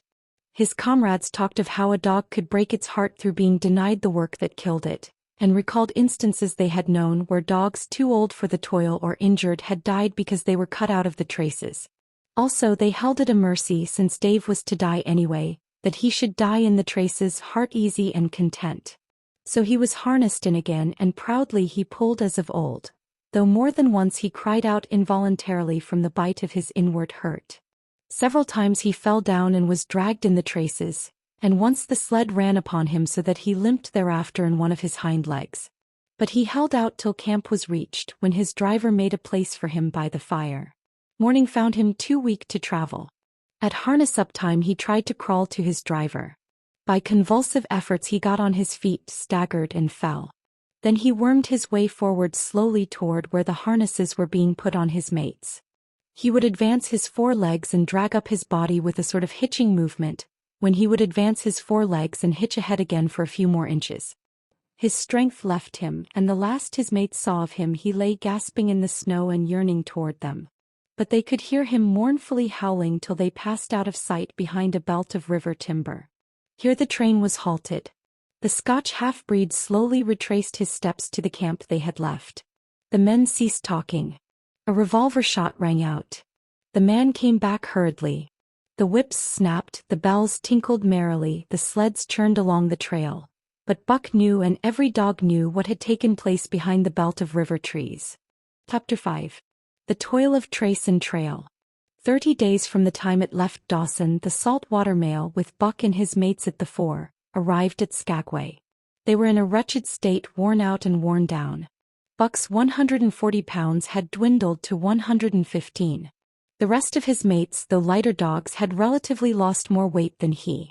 Pike, the malingerer, who in his lifetime of deceit had often successfully feigned a hurt leg, was now limping in earnest. Sol-leks was limping, and Dub was suffering from a wrenched shoulder blade. They were all terribly footsore. No spring or rebound was left in them. Their feet fell heavily on the trail, jarring their bodies and doubling the fatigue of a day's travel. There was nothing the matter with them except that they were dead tired. It was not the dead tiredness that comes through brief and excessive effort, from which recovery is a matter of hours, but it was the dead tiredness that comes through the slow and prolonged strength drainage of months of toil. There was no power of recuperation left, no reserve strength to call upon. It had been all used, the last least bit of it. Every muscle, every fiber, every cell was tired, dead tired. And there was reason for it. In less than 5 months they had traveled 2,500 miles, during the last 1,800 of which they had had but 5 days' rest. When they arrived at Skagway they were apparently on their last legs. They could barely keep the traces taut, and on the down grades just managed to keep out of the way of the sled.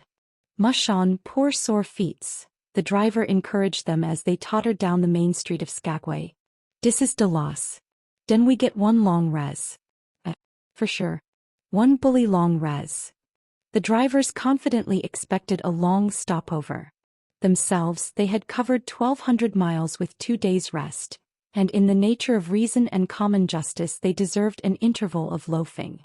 But so many were the men who had rushed into the Klondike, and so many were the sweethearts, wives, and kin that had not rushed in, that the congested mail was taking on alpine proportions.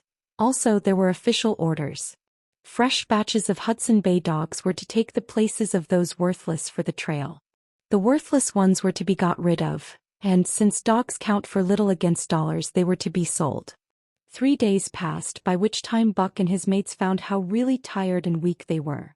Then, on the morning of the 4th day, 2 men from the States came along and bought them, harness and all, for a song. The men addressed each other as Hal and Charles. Charles was a middle-aged, lightish-colored man, with weak and watery eyes and a mustache that twisted fiercely and vigorously up, giving the lie to the limply drooping lip it concealed. Hal was a youngster of 19 or 20, with a big Colt's revolver and a hunting knife strapped about him on a belt that fairly bristled with cartridges. This belt was the most salient thing about him. It advertised his callowness, a callowness sheer and unutterable. Both men were manifestly out of place, and why such as they should adventure the north is part of the mystery of things that passes understanding. Buck heard the chaffering, saw the money pass between the man and the government agent, and knew that the Scotch half-breed and the mail train drivers were passing out of his life on the heels of Perrault and Francois and the others who had gone before. When driven with his mates to the new owner's camp, Buck saw a slipshod and slovenly affair, tent half-stretched, dishes unwashed, everything in disorder. Also he saw a woman. Mercedes, the men called her. She was Charles's wife and Hal's sister. A nice family party. Buck watched them apprehensively as they proceeded to take down the tent and load the sled. There was a great deal of effort about their manner, but no businesslike method. The tent was rolled into an awkward bundle 3 times as large as it should have been. The tin dishes were packed away unwashed. Mercedes continually fluttered in the way of her men and kept up an unbroken chattering of remonstrance and advice. When they put a clothes sack on the front of the sled, she suggested it should go on the back, and when they had put it on the back and covered it over with a couple of other bundles, she discovered overlooked articles which could abide nowhere else but in that very sack, and they unloaded again. 3 men from a neighboring tent came out and looked on, grinning and winking at one another. "You've got a right smart load as it is," said one of them, "and it's not me should tell you your business, but I wouldn't tote that tent along if I was you." "Undreamed of," cried Mercedes, throwing up her hands in dainty dismay. "However in the world could I manage without a tent?" "It's springtime and you won't get any more cold weather," the man replied. She shook her head decidedly, and Charles and Hal put the last odds and ends on top the mountainous load. "Think it'll ride?" one of the men asked. "Why shouldn't it?" Charles demanded rather shortly. "Oh, that's all right, the man hastened meekly to say. "I was just wonderin', that is all. It seemed a mite top heavy." Charles turned his back and drew the lashings down as well as he could, which was not in the least well. "And, of course the dogs can hike along all day with that contraption behind them," affirmed a second of the men. "Certainly," said Hal with freezing politeness, taking hold of the gee-pole with one hand and swinging his whip from the other. "Mush!" he shouted. "Mush on there!" The dogs sprang against the breastbands, strained hard for a few moments, then relaxed. They were unable to move the sled. "The lazy brutes, I'll show them," he cried, preparing to lash out at them with the whip. But Mercedes interfered, crying, "Oh, Hal, you mustn't," as she caught hold of the whip and wrenched it from him. "The poor dears. Now you must promise you won't be harsh with them for the rest of the trip, or I won't go a step." "Precious lot you know about dogs," her brother sneered, "and I wish you'd leave me alone.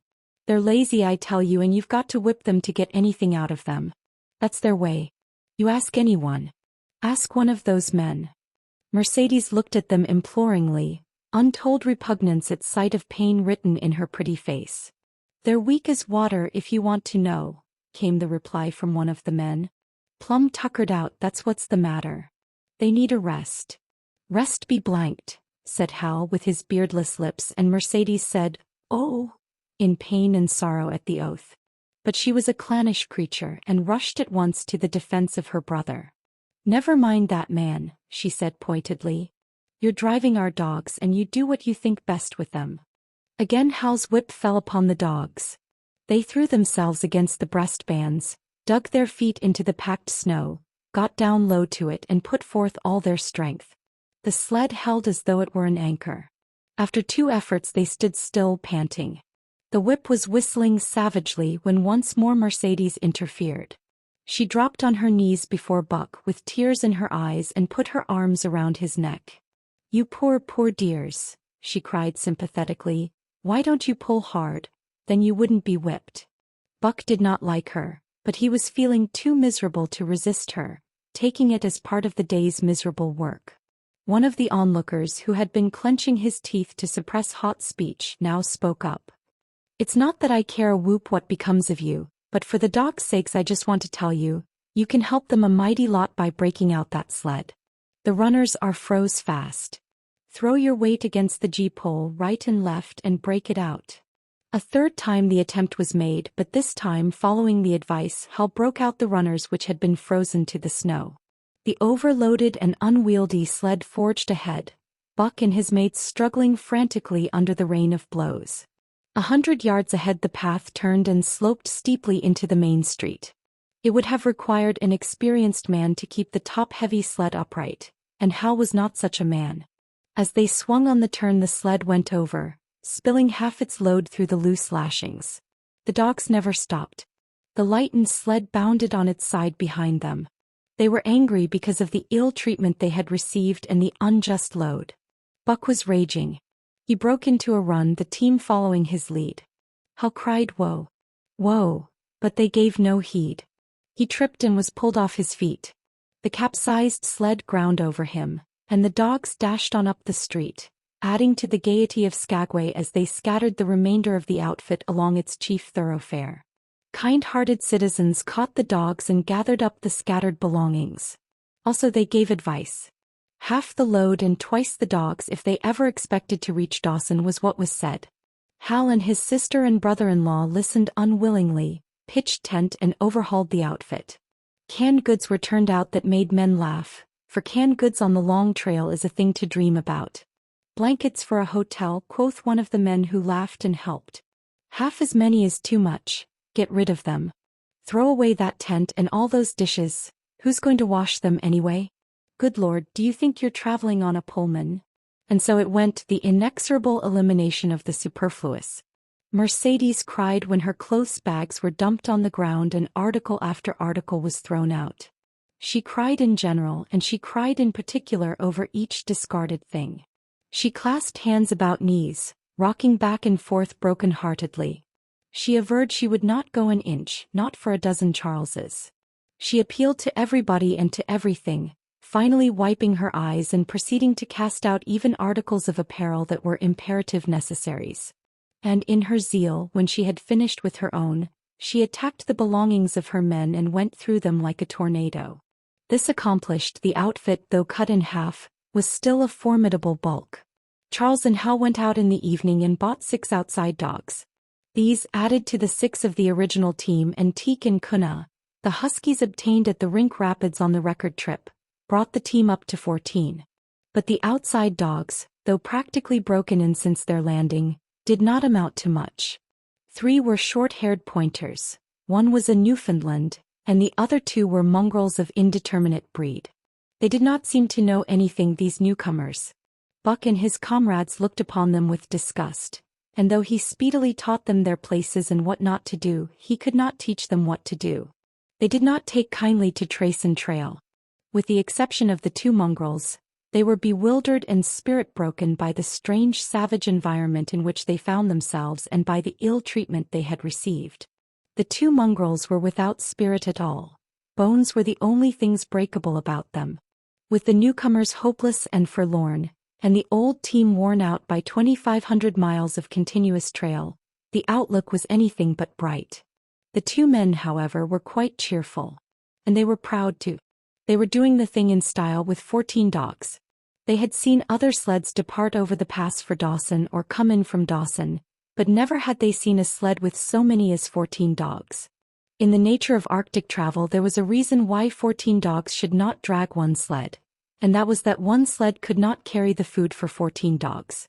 But Charles and Hal did not know this. They had worked the trip out with a pencil, so much to a dog, so many dogs, so many days. QD Mercedes looked over their shoulders and nodded comprehensively. It was all so very simple. Late next morning Buck led the long team up the street. There was nothing lively about it, no snap or go in him and his fellows. They were starting dead weary. For times he had covered the distance between Salt Water and Dawson, and the knowledge that, jaded and tired, he was facing the same trail once more made him bitter. His heart was not in the work, nor was the heart of any dog. The outsides were timid and frightened, the insides without confidence in their masters.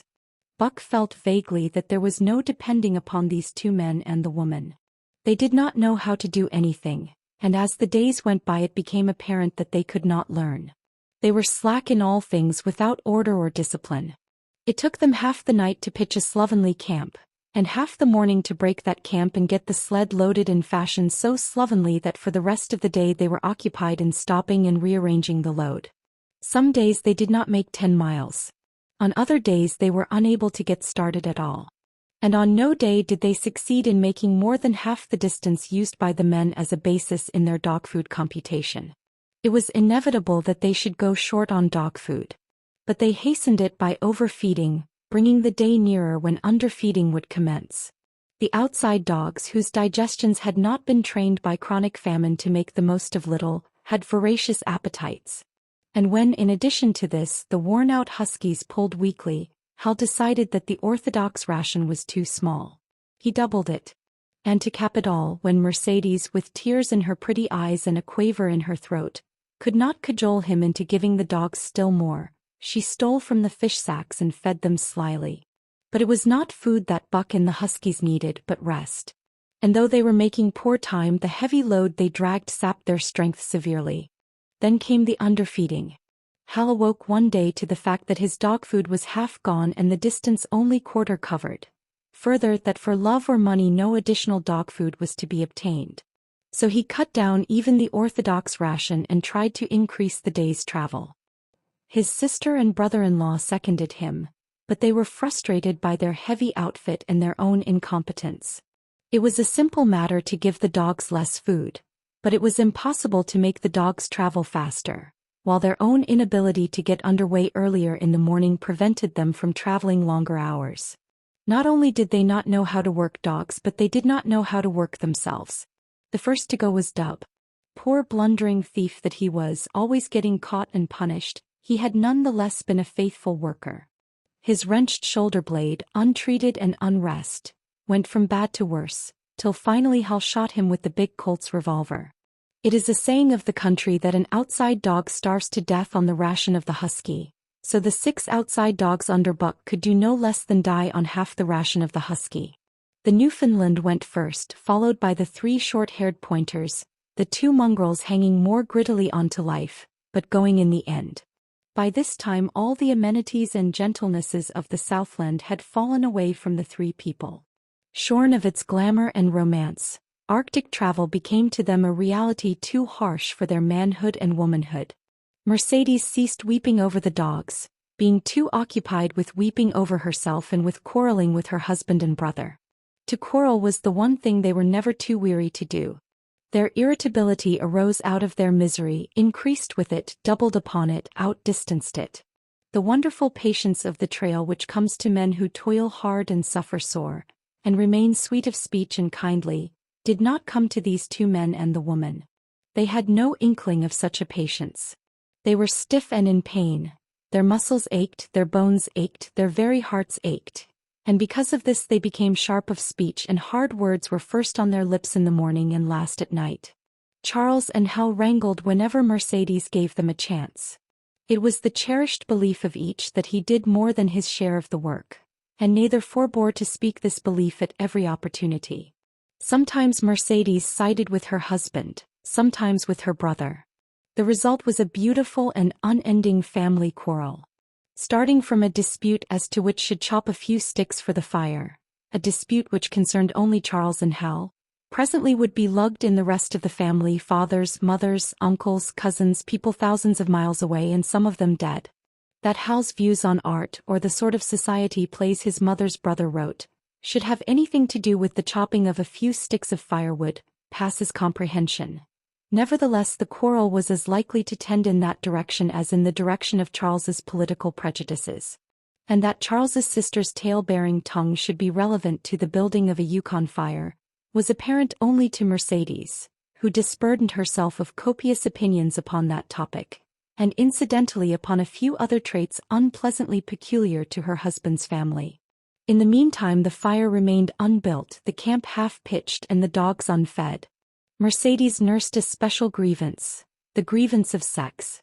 She was pretty and soft and had been chivalrously treated all her days. But the present treatment by her husband and brother was everything save chivalrous. It was her custom to be helpless. They complained.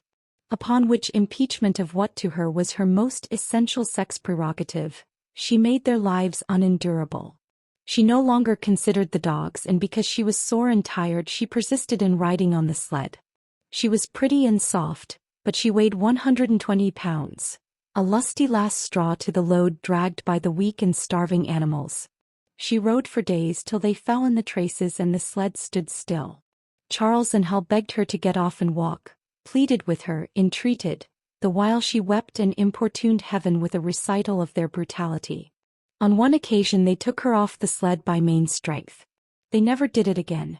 She let her legs go limp like a spoiled child and sat down on the trail. They went on their way, but she did not move. After they had traveled 3 miles they unloaded the sled, came back for her, and by main strength put her on the sled again. In the excess of their own misery they were callous to the suffering of their animals. Hal's theory, which he practiced on others, was that one must get hardened. He had started out preaching it to his sister and brother-in-law. Failing there he hammered it into the dogs with a club. At the 5 fingers the dog food gave out, and a toothless old squaw offered to trade them a few pounds of frozen horsehide for the Colt's revolver that kept the big hunting knife company at Hal's hip. A poor substitute for food was this hide, just as it had been stripped from the starved horses of the cattlemen 6 months back. In its frozen state it was more like strips of galvanized iron, and when a dog wrestled it into his stomach it thawed into thin and innutritious leathery strings and into a mass of short hair, irritating and indigestible. And through it all Buck staggered along at the head of the team as in a nightmare. He pulled when he could. When he could no longer pull, he fell down and remained down till blows from whip or club drove him to his feet again. All the stiffness and gloss had gone out of his beautiful furry coat. The hair hung down limp and draggled, or matted with dried blood where Hal's club had bruised him. His muscles had wasted away to knotty strings, and the flesh pads had disappeared, so that each rib and every bone in his frame were outlined cleanly through the loose hide that was wrinkled in folds of emptiness. It was heartbreaking, only Buck's heart was unbreakable. The man in the red sweater had proved that. As it was with Buck, so was it with his mates. They were perambulating skeletons. There were 7 altogether, including him. In their very great misery they had become insensible to the bite of the lash or the bruise of the club. The pain of the beating was dull and distant, just as the things their eyes saw and their ears heard seemed dull and distant. They were not half-living or quarter-living. They were simply so many bags of bones in which sparks of life fluttered faintly. When a halt was made they dropped down in the traces like dead dogs, and the spark dimmed and paled and seemed to go out. And when the club or whip fell upon them, the spark fluttered feebly up, and they tottered to their feet and staggered on. There came a day when Bill Lee the good-natured fell and could not rise. Hal had traded off his revolver, so he took the axe and knocked Bill Lee on the head as he lay in the traces, then cut the carcass out of the harness and dragged it to one side. Buck saw and his mates saw, and they knew that this thing was very close to them. On the next day Kuna went, and but 5 of them remained. Joe, too far gone to be malignant. Pike, crippled and limping, only half conscious and not conscious enough longer to malinger. Solex, the one-eyed, still faithful to the toil of trace and trail and mournful in that he had so little strength with which to pull. Teek, who had not traveled so far that winter and who was now beaten more than the others because he was fresher. And Buck, still at the head of the team but no longer enforcing discipline or striving to enforce it, blind with weakness half the time and keeping the trail by the loom of it and by the dim feel of his feet. It was beautiful spring weather, but neither dogs nor humans were aware of it. Each day the sun rose earlier and set later. It was dawn by 3 in the morning and twilight lingered till 9 at night. The whole long day was a blaze of sunshine. The ghostly winter silence had given way to the great spring murmur of awakening life. This murmur arose from all the land, fraught with the joy of living. It came from the things that lived and moved again, things which had been as dead and which had not moved during the long months of frost. The sap was rising in the pines. The willows and aspens were bursting out in young buds. Shrubs and vines were putting on fresh garbs of green. Crickets sang in the nights, and in the days all manner of creeping, crawling things rustled forth into the sun. Partridges and woodpeckers were booming and knocking in the forest. Squirrels were chattering, birds singing, and overhead honked the wild fowl driving up from the south in cunning wedges that split the air. From every hill slope came the trickle of running water, the music of unseen fountains. All things were thawing, bending, snapping. The Yukon was straining to break loose the ice that bound it down. It ate away from beneath, the sun ate from above. Air holes formed, fissures sprang and spread apart, while thin sections of ice fell through bodily into the river. And amid all this bursting, rending, throbbing of awakening life, under the blazing sun and through the soft sighing breezes, like wayfarers to death, staggered the 2 men, the woman and the huskies. With the dogs falling, Mercedes weeping and riding, Hal swearing innocuously and Charles's eyes wistfully watering, they staggered into John Thornton's camp at the mouth of White River. When they halted, the dogs dropped down as though they had all been struck dead. Mercedes dried her eyes and looked at John Thornton. Charles sat down on a log to rest. He sat down very slowly and painstakingly, what of his great stiffness. Hal did the talking. John Thornton was whittling the last touches on an axe handle he had made from a stick of birch. He whittled and listened, gave monosyllabic replies, and when it was asked, terse advice. He knew the breed, and he gave his advice in the certainty that it would not be followed. They told us up above that the bottom was dropping out of the trail and that the best thing for us to do was to lay over, Hal said in response to Thornton's warning to take no more chances on the rotten ice. They told us we couldn't make White River, and here we are. This last with a sneering ring of triumph in it. And they told you true, John Thornton answered. The bottom's likely to drop out at any moment. Only fools with the blind luck of fools could have made it. I tell you straight, I wouldn't risk my carcass on that ice for all the gold in Alaska. That's because you're not a fool, I suppose, said Hal. All the same, we'll go on to Dawson. He uncoiled his whip. Get up there, Buck. Aye. Get up there. Mush on. Thornton went on whittling. It was idle, he knew, to get between a fool and his folly, while 2 or 3 fools more or less would not alter the scheme of things. But the team did not get up at the command. It had long since passed into the stage where blows were required to rouse it. The whip flashed out here and there on its merciless errands. John Thornton compressed his lips. Sol-leks was the first to crawl to his feet. Teek followed. Joe came next, yelping with pain. Pike made painful efforts. Twice he fell over when half up, and on the 3rd attempt managed to rise. Buck made no effort. He lay quietly where he had fallen. The lash bit into him again and again, but he neither whined nor struggled. Several times Thornton started as though to speak but changed his mind. A moisture came into his eyes, and as the whipping continued, he arose and walked irresolutely up and down. This was the first time Buck had failed, in itself a sufficient reason to drive Hal into a rage.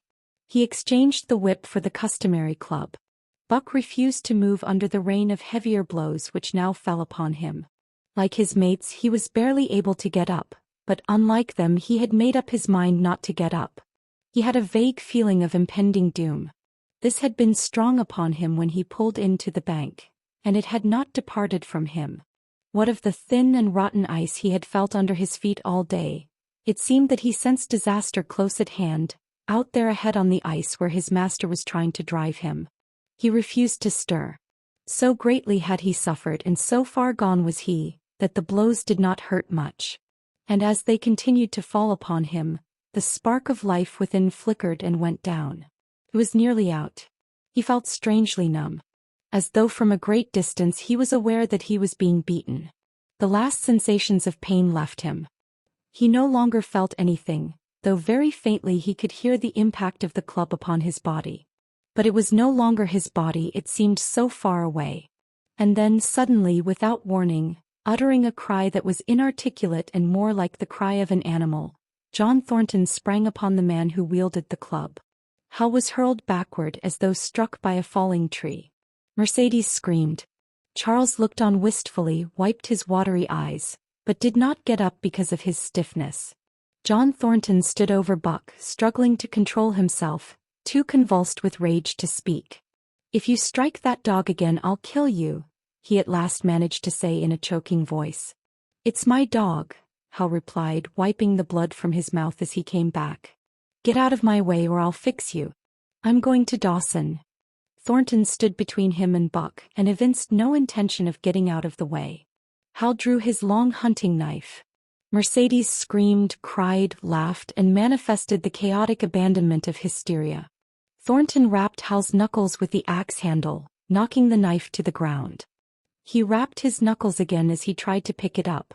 Then he stooped, picked it up himself, and with 2 strokes cut Buck's traces. Hal had no fight left in him. Besides, his hands were full with his sister, or his arms, rather, while Buck was too near dead to be of further use in hauling the sled. A few minutes later they pulled out from the bank and down the river. Buck heard them go and raised his head to see. Pike was leading, Sol-leks was at the wheel, and between were Joe and Teek. They were limping and staggering.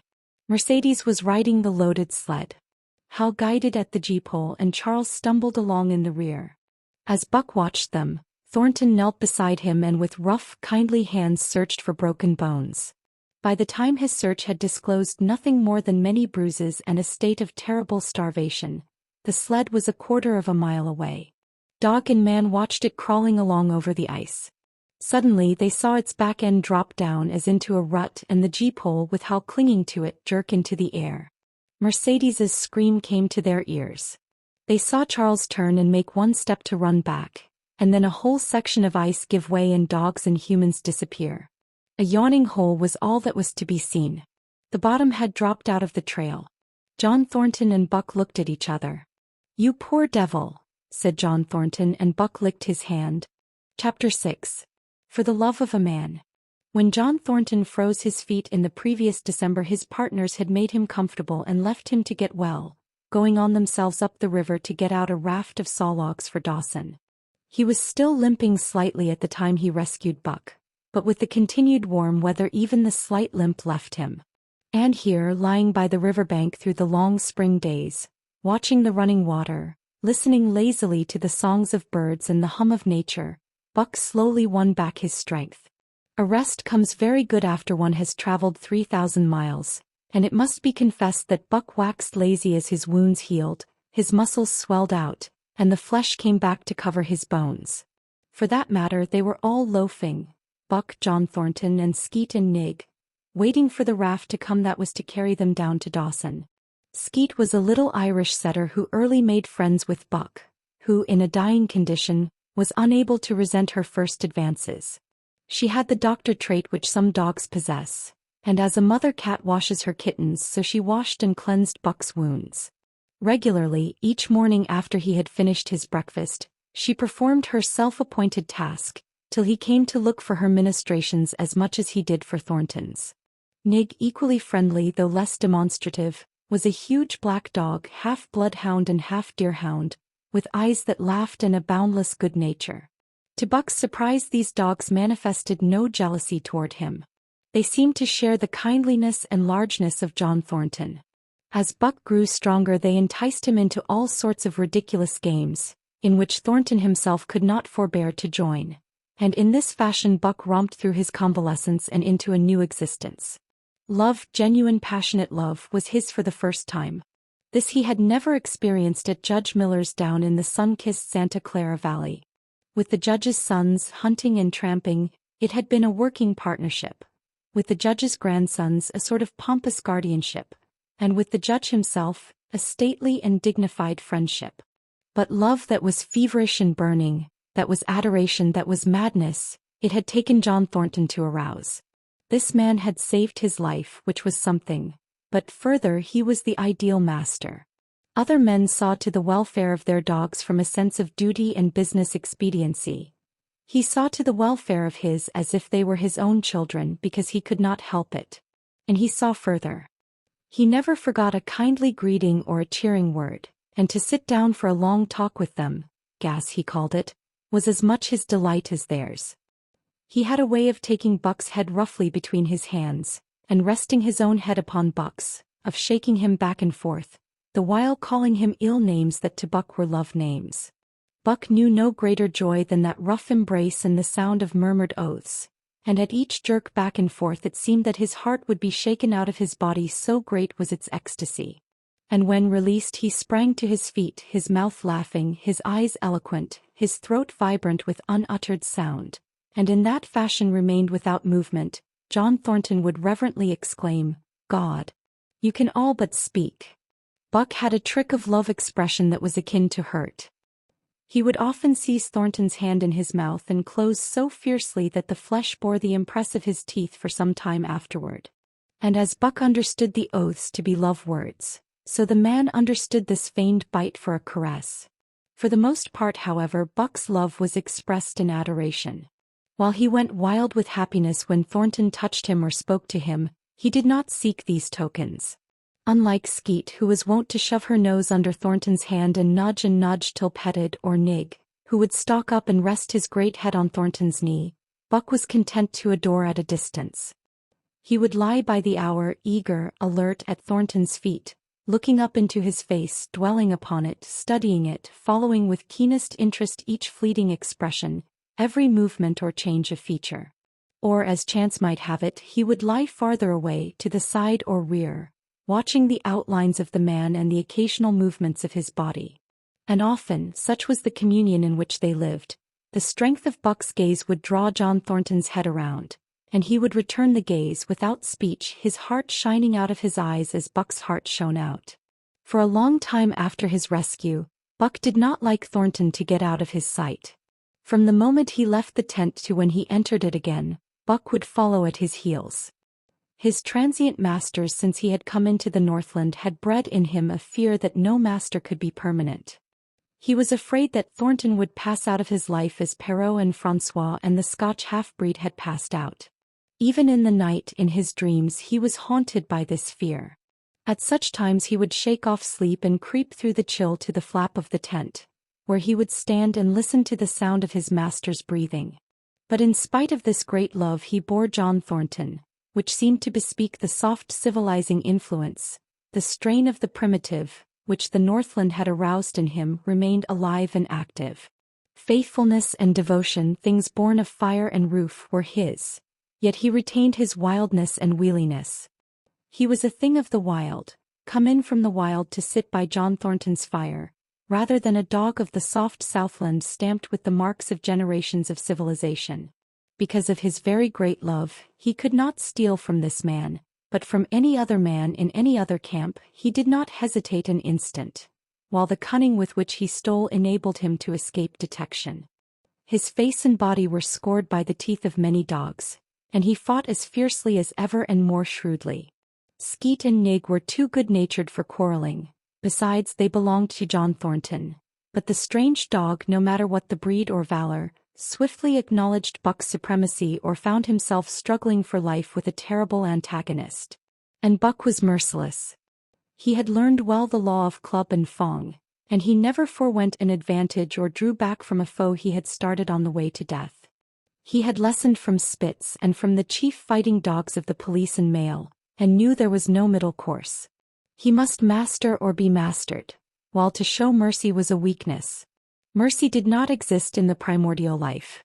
It was misunderstood for fear, and such misunderstandings made for death. Kill or be killed, eat or be eaten was the law, and this mandate down out of the depths of time he obeyed. He was older than the days he had seen and the breaths he had drawn. He linked the past with the present, and the eternity behind him throbbed through him in a mighty rhythm to which he swayed as the tides and seasons swayed.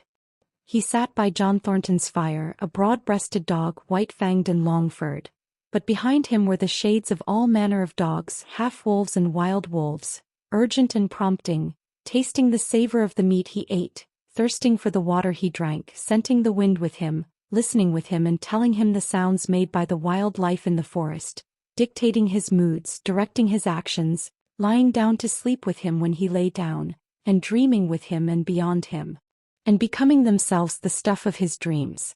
So peremptorily did these shades beckon him, that each day mankind and the claims of mankind slipped farther from him.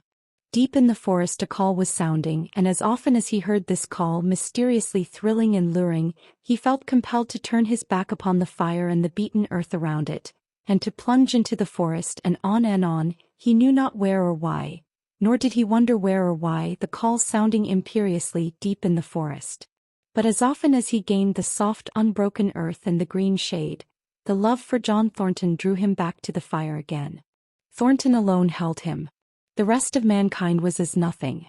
Chance travelers might praise or pet him, but he was cold under it all, and from a too demonstrative man he would get up and walk away. When Thornton's partners Hans and Pete arrived on the long-expected raft, Buck refused to notice them till he learned they were close to Thornton. After that he tolerated them in a passive sort of way, accepting favors from them as though he favored them by accepting. They were of the same large type as Thornton, living close to the earth, thinking simply and seeing clearly, and ere they swung the raft into the big eddy by the sawmill at Dawson, they understood Buck and his ways, and did not insist upon an intimacy such as obtained with Skeet and Nig.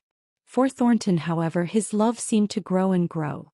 He, alone among men, could put a pack upon Buck's back in the summer traveling. Nothing was too great for Buck to do when Thornton commanded. One day they had grub-staked themselves from the proceeds of the raft and left Dawson for the headwaters of the Tanana. The men and dogs were sitting on the crest of a cliff which fell away straight down to naked bedrock 300 feet below. John Thornton was sitting near the edge, Buck at his shoulder. A thoughtless whim seized Thornton, and he drew the attention of Hans and Pete to the experiment he had in mind. "Jump, Buck," he commanded, sweeping his arm out and over the chasm. The next instant he was grappling with Buck on the extreme edge, while Hans and Pete were dragging them back into safety.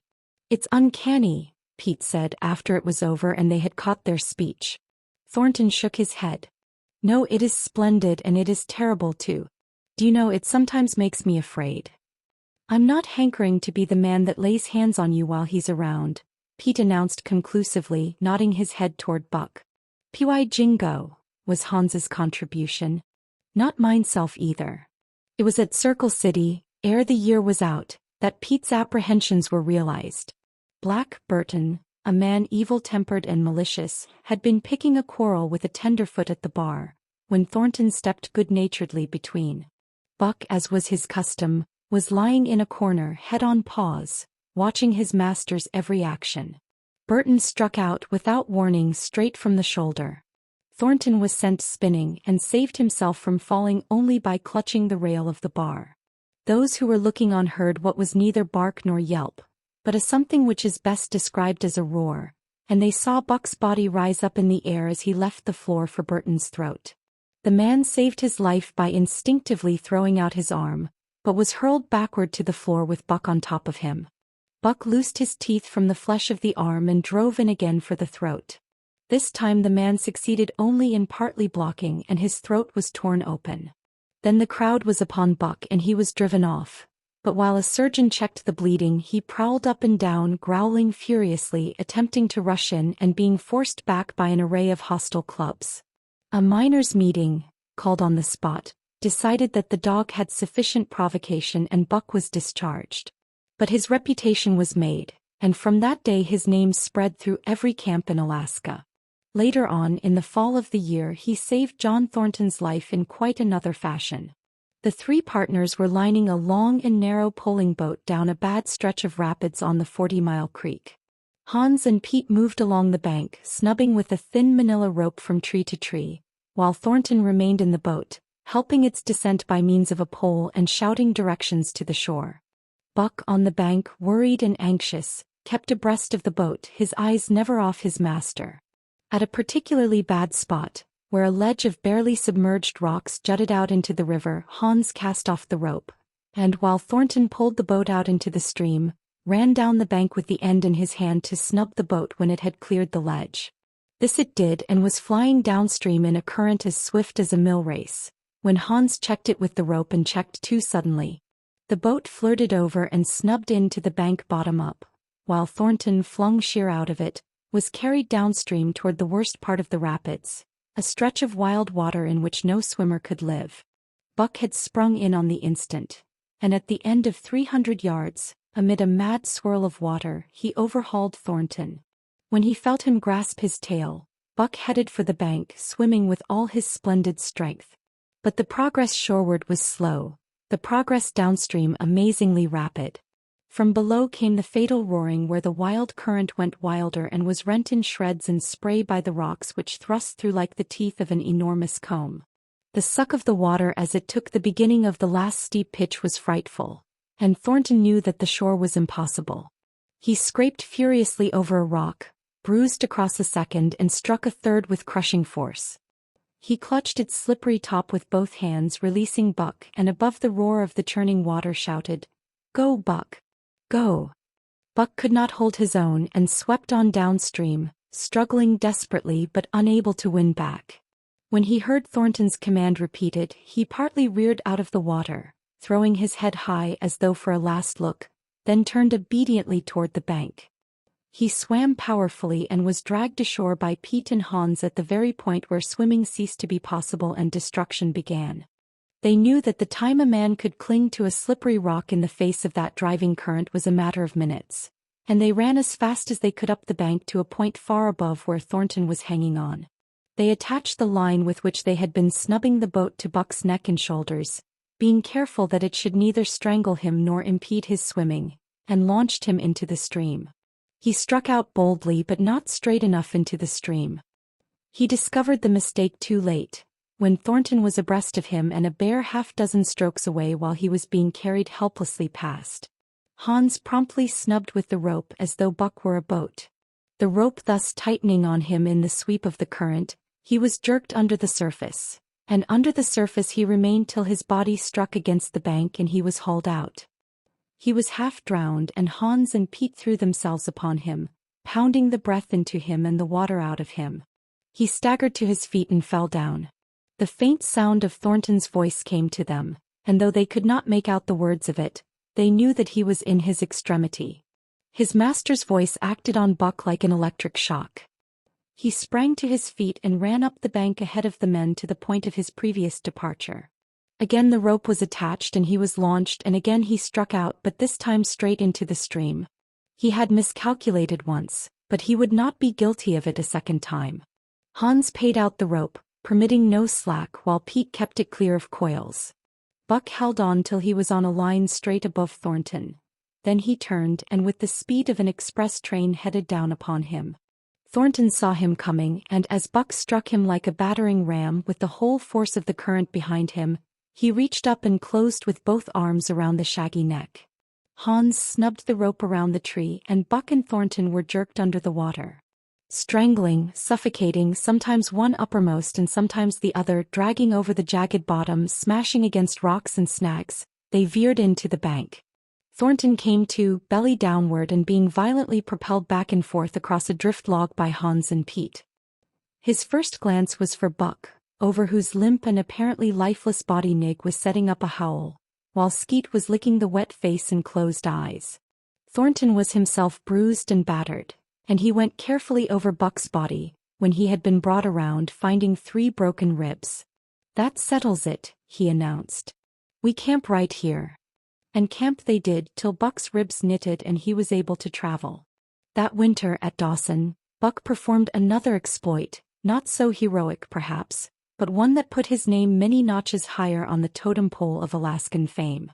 This exploit was particularly gratifying to the 3 men, for they stood in need of the outfit which it furnished, and were enabled to make a long-desired trip into the Virgin East, where miners had not yet appeared. It was brought about by a conversation in the Eldorado saloon, in which men waxed boastful of their favorite dogs. Buck, because of his record, was the target for these men, and Thornton was driven stoutly to defend him. At the end of half an hour one man stated that his dog could start a sled with 500 pounds and walk off with it. A second bragged 600 for his dog, and a third 700. Pooh, said John Thornton, Buck can start 1,000 pounds. And break it out?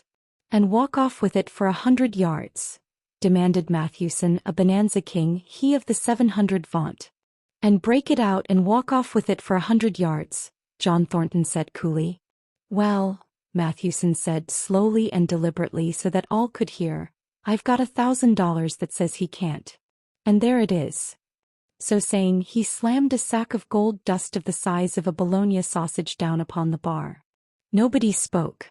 Thornton's bluff, if bluff it was, had been called. He could feel a flush of warm blood creeping up his face. His tongue had tricked him. He did not know whether Buck could start 1,000 pounds. Half a ton. The enormousness of it appalled him. He had great faith in Buck's strength and had often thought him capable of starting such a load, but never as now had he faced the possibility of it, the eyes of a dozen men fixed upon him, silent and waiting. Further, he had no $1,000, nor had Hans or Pete. I've got a sled standing outside now with 20 50-pound sacks of flour on it, Mathewson went on with brutal directness, so don't let that hinder you. Thornton did not reply. He did not know what to say. He glanced from face to face in the absent way of a man who has lost the power of thought and is seeking somewhere to find the thing that will start it going again. The face of Jim O'Brien, a Mastodon king and old-time comrade, caught his eyes. It was as a cue to him, seeming to rouse him to do what he would never have dreamed of doing. Can you lend me 1,000? He asked, almost in a whisper. Sure, answered O'Brien, thumping down a plethoric sack by the side of Mathewson's. Though it's little faith I'm having, John, that the beast can do the trick. The Eldorado emptied its occupants into the street to see the test. The tables were deserted, and the dealers and gamekeepers came forth to see the outcome of the wager and to lay odds. Several hundred men, furred and mittened, banked around the sled within easy distance. Matthewson's sled, loaded with 1,000 pounds of flour, had been standing for a couple of hours, and in the intense cold it was 60 below zero. The runners had frozen fast to the hard-packed snow. Men offered odds of 2 to 1 that Buck could not budge the sled. A quibble arose concerning the phrase "break out." O'Brien contended it was Thornton's privilege to knock the runners loose, leaving Buck to break it out from a dead standstill. Matthewson insisted that the phrase included breaking the runners from the frozen grip of the snow. A majority of the men who had witnessed the making of the bet decided in his favor, whereat the odds went up to 3 to 1 against Buck. There were no takers. Not a man believed him capable of the feat. Thornton had been hurried into the wager, heavy with doubt, and now that he looked at the sled itself, the concrete fact, with the regular team of 10 dogs curled up in the snow before it, the more impossible the task appeared. Matthewson waxed jubilant. 3 to 1, he proclaimed. I'll lay you another 1,000 at that figure, Thornton. What d'ye say? Thornton's doubt was strong in his face, but his fighting spirit was aroused. The fighting spirit that soars above odds, fails to recognize the impossible, and is deaf to all save the clamor for battle. He called Hans and Pete to him. Their sacks were slim, and with his own the 3 partners could rake together only $200. In the ebb of their fortunes, this sum was their total capital. Yet they laid it unhesitatingly against Matthewson's 600. The team of 10 dogs was unhitched, and Buck, with his own harness, was put into the sled. He had caught the contagion of the excitement, and he felt that in some way he must do a great thing for John Thornton. Murmurs of admiration at his splendid appearance went up. He was in perfect condition, without an ounce of superfluous flesh, and the 150 pounds that he weighed were so many pounds of grit and virility. His furry coat shone with the sheen of silk. Down the neck and across the shoulders, his mane, in repose as it was, half bristled and seemed to lift with every movement, as though excess of vigor made each particular hair alive and active. The great breast and heavy forelegs were no more than in proportion with the rest of the body, where the muscles showed in tight rolls underneath the skin. Men felt these muscles and proclaimed them hard as iron, and the odds went down to 2 to 1.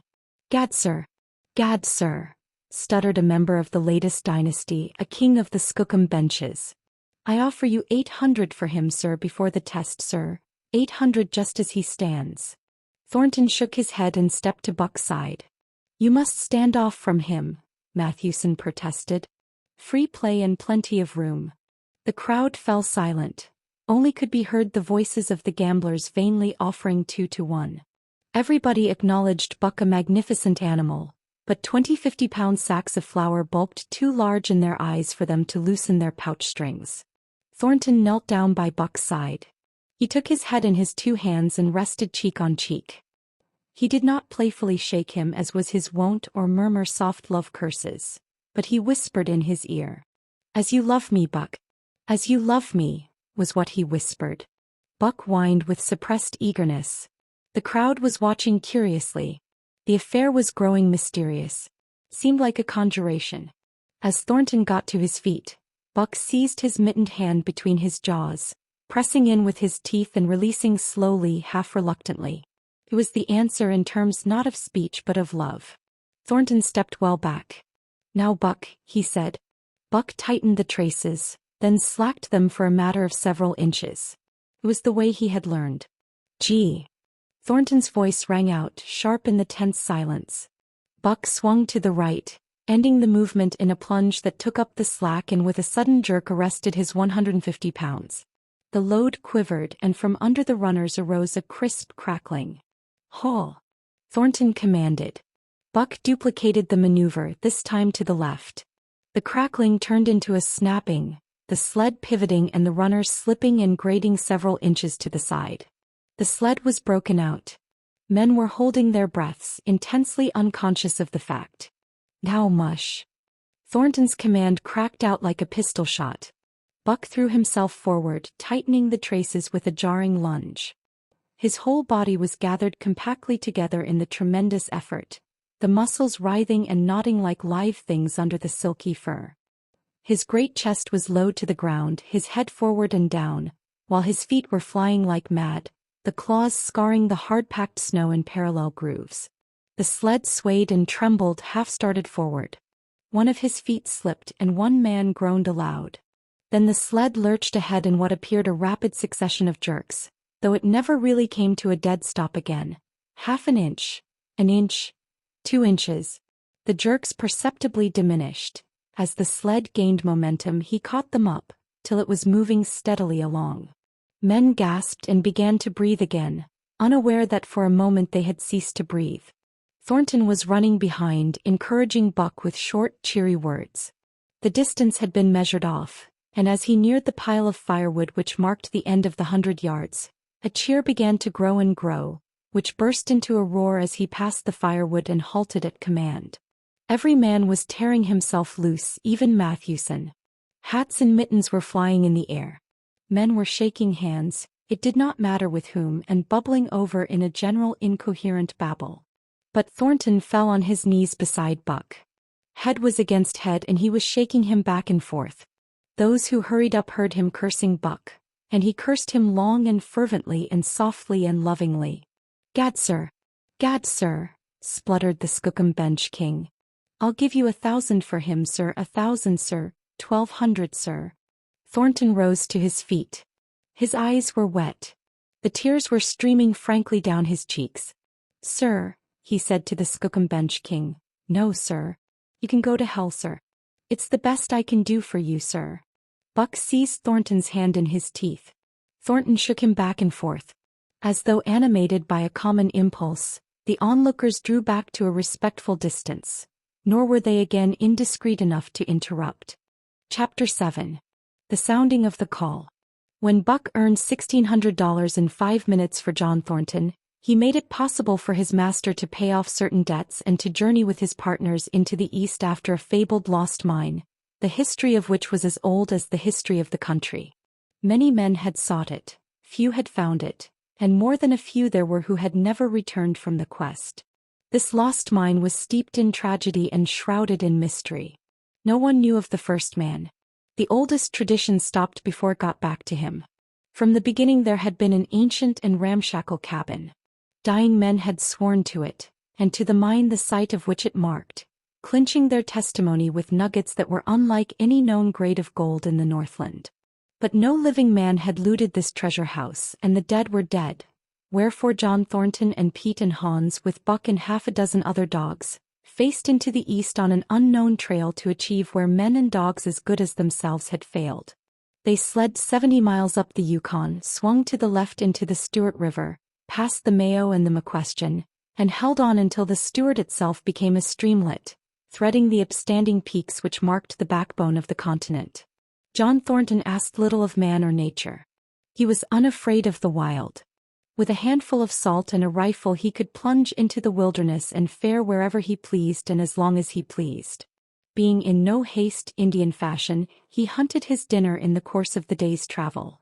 And if he failed to find it like the Indian, he kept on traveling, secure in the knowledge that sooner or later he would come to it. So, on this great journey into the East, straight meat was the bill of fare, ammunition and tools principally made up the load on the sled, and the time card was drawn upon the limitless future. To Buck it was boundless delight, this hunting, fishing, and indefinite wandering through strange places. 4 weeks at a time they would hold on steadily, day after day, and for weeks upon end they would camp, here and there, the dogs loafing and the men burning holes through frozen muck and gravel and washing countless pans of dirt by the heat of the fire. Sometimes they went hungry, sometimes they feasted riotously, all according to the abundance of game and the fortune of hunting. Summer arrived, and dogs and men packed on their backs, rafted across blue mountain lakes, and descended or ascended unknown rivers in slender boats whipsawed from the standing forest. The months came and went, and back and forth they twisted through the uncharted vastness, where no men were and yet where men had been if the lost cabin were true. They went across divides in summer blizzards, shivered under the midnight sun on naked mountains between the timber line and the eternal snows, dropped into summer valleys amid swarming gnats and flies, and in the shadows of glaciers picked strawberries and flowers as ripe and fair as any the Southland could boast. In the fall of the year they penetrated a weird lake country, sad and silent, where wildfowl had been, but where then there was no life nor sign of life, only the blowing of chill winds, the forming of ice in sheltered places, and the melancholy rippling of waves on lonely beaches. And through another winter they wandered on the obliterated trails of men who had gone before. Once they came upon a path blazed through the forest, an ancient path, and the lost cabin seemed very near. But the path began nowhere and ended nowhere, and it remained mystery as the man who made it and the reason he made it remained mystery. Another time they chanced upon the time-graven wreckage of a hunting lodge, and amid the shreds of rotted blankets John Thornton found a long-barreled flintlock.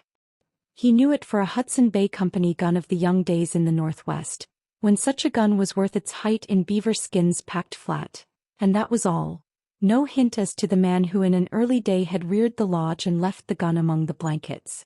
Spring came on once more, and at the end of all their wandering they found, not the lost cabin, but a shallow placer in a broad valley where the gold showed like yellow butter across the bottom of the washing pan. They sought no farther. Each day they worked earned them thousands of dollars in clean dust and nuggets, and they worked every day. The gold was sacked in moosehide bags, 50 pounds to the bag, and piled like so much firewood outside the Spruce Bough Lodge. Like giants they toiled, days flashing on the heels of days like dreams as they heaped the treasure up. There was nothing for the dogs to do save the hauling in of meat now and again that Thornton killed, and Buck spent long hours musing by the fire. The vision of the short-legged hairy man came to him more frequently, now that there was little work to be done, and often, blinking by the fire, Buck wandered with him in that other world which he remembered. The salient thing of this other world seemed fear. When he watched the hairy man sleeping by the fire, head between his knees and hands clasped above, Buck saw that he slept restlessly, with many starts and awakenings, at which times he would peer fearfully into the darkness and fling more wood upon the fire. Did they walk by the beach of a sea, where the hairy man gathered shellfish and ate them as he gathered, it was with eyes that roved everywhere for hidden danger and with legs prepared to run like the wind at its first appearance. Through the forest they crept noiselessly, Buck at the hairy man's heels, and they were alert and vigilant, the pair of them, ears twitching and moving and nostrils quivering, for the man heard and smelled as keenly as Buck. The hairy man could spring up into the trees and travel ahead as fast as on the ground, swinging by the arms from limb to limb, sometimes a dozen feet apart, letting go and catching, never falling, never missing his grip. In fact, he seemed as much at home among the trees as on the ground, and Buck had memories of nights of vigil spent beneath trees wherein the hairy man roosted, holding on tightly as he slept. And closely akin to the visions of the hairy man was the call still sounding in the depths of the forest. It filled him with a great unrest and strange desires. It caused him to feel a vague, sweet gladness, and he was aware of wild yearnings and stirrings for he knew not what. Sometimes he pursued the call into the forest, looking for it as though it were a tangible thing, barking softly or defiantly as the mood might dictate. He would thrust his nose into the cool wood moss, or into the black soil where long grasses grew, and snort with joy at the fat earth smells, or he would crouch for hours as if in concealment behind fungus-covered trunks of fallen trees, wide-eyed and wide-eared to all that moved and sounded about him. It might be, lying thus, that he hoped to surprise this call he could not understand. But he did not know why he did these various things. He was impelled to do them and did not reason about them at all. Irresistible impulses seized him. He would be lying in camp, dozing lazily in the heat of the day, when suddenly his head would lift and his ears cock up, intent and listening, and he would spring to his feet and dash away and on for hours, through the forest aisles and across the open spaces where the niggerheads bunched. He loved to run down dry watercourses and to creep and spy upon the bird life in the woods. For a day at a time he would lie in the underbrush where he could watch the partridges drumming and strutting up and down. But especially he loved to run in the dim twilight of the summer midnights, listening to the subdued and sleepy murmurs of the forest, reading signs and sounds as man may read a book, and seeking for the mysterious something that called, waking or sleeping at all times for him to come. One night he sprang from sleep with a start, eager-eyed, nostrils quivering and scenting, his mane bristling in recurrent waves. From the forest came the call, or one note of it, for the call was many-noted, distinct and definite as never before, a long-drawn howl like yet unlike any noise made by husky dog. And he knew it in the old familiar way as a sound heard before. He sprang through the sleeping camp and in swift silence dashed through the woods. As he drew closer to the cry he went more slowly, with caution in every movement, till he came to an open place among the trees, and looking out saw, erect on haunches with nose pointed to the sky, a long lean timber wolf. He had made no noise, yet it ceased from its howling and tried to sense his presence. Buck stalked into the open, half-crouching, body gathered compactly together, tail straight and stiff, feet falling with unwonted care. Every movement advertised commingled threatening and overture of friendliness. It was the menacing truce that marks the meeting of wild beasts that prey. But the wolf fled at sight of him. He followed with wild leapings in a frenzy to overtake. He ran him into a blind channel in the bed of the creek where a timber jam barred the way. The wolf whirled about, pivoting on his hind legs after the fashion of Joe and of all cornered husky dogs, snarling and bristling, clipping his teeth together in a continuous and rapid succession of snaps.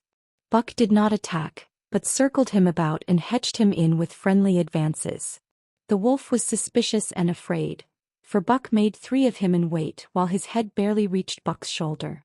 Watching his chance he darted away and the chase was resumed. Time and again he was cornered and the thing repeated, though he was in poor condition, or Buck could not so easily have overtaken him. He would run till Buck's head was even with his flank, when he would whirl around at bay, only to dash away again at the first opportunity. But in the end Buck's pertinacity was rewarded, for the wolf, finding that no harm was intended, finally sniffed noses with him. Then they became friendly and played about in the nervous half-coy way with which fierce beasts belie their fierceness. After some time of this the wolf started off at an easy lope in a manner that plainly showed he was going somewhere. He made it clear to Buck that he was to come, and they ran side by side through the somber twilight, straight up the creek bed, into the gorge from which it issued, and across the bleak divide where it took its rise. On the opposite slope of the watershed they came down into a level country where were great stretches of forest and many streams, and through these great stretches they ran steadily hour after hour, the sun rising higher and the day growing warmer. Buck was wildly glad.